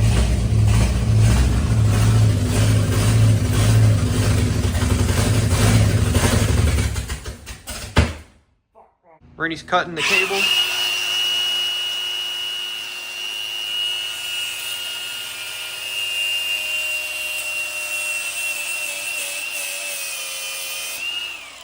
Sweet. I'm getting it idling. Do you have a flathead? Flathead. Yeah, I got one here. Yep. Okay. So then you can play with. Well, I kind of wanted to idle, so maybe I can just get it like. That's what I'm saying. Get the idle. And then with the timing. Yeah. Yeah. Yep.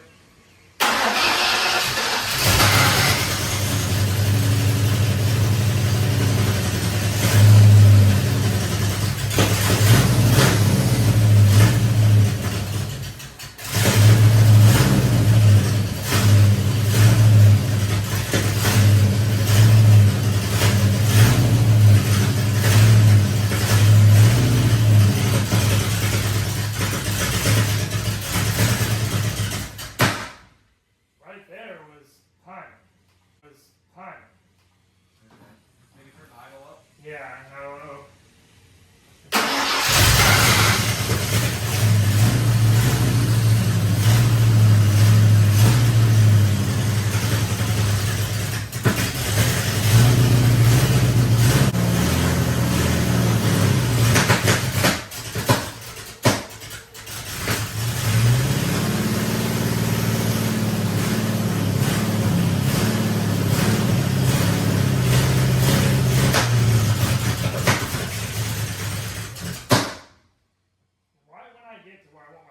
That's when it starts banging and popping.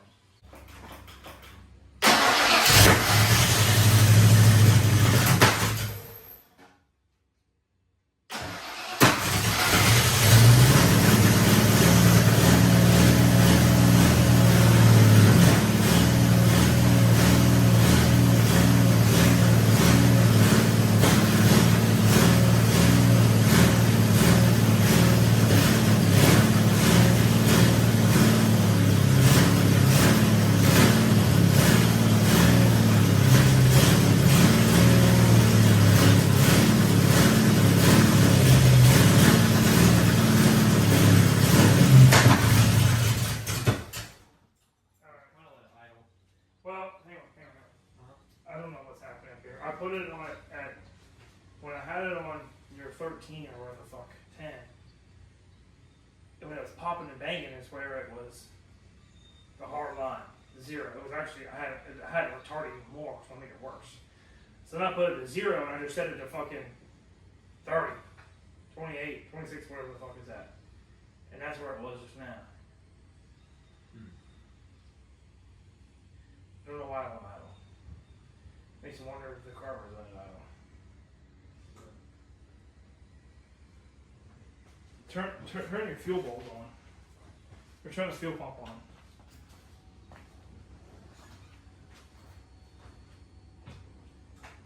Well, there's the first problem is you're getting no fuel fuels. Okay. Barely any. So how do we adjust that? I don't know how to use these cars. Turn the fuel pump off.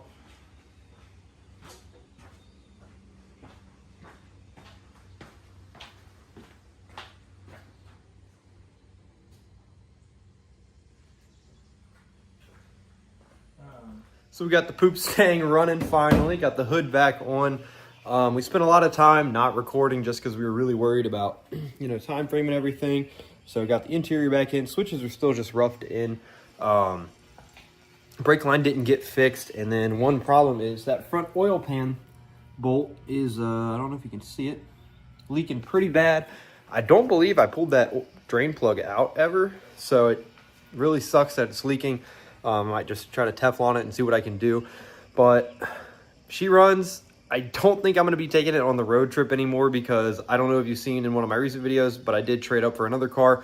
Probably going to end up taking that one.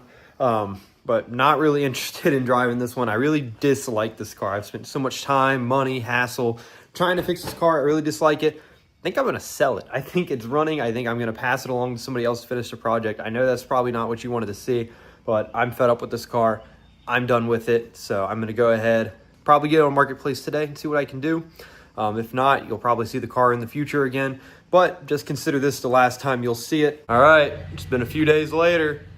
I got an empty garage spot. See you later, you hunk of junk. Hope to never see you again. Good riddance.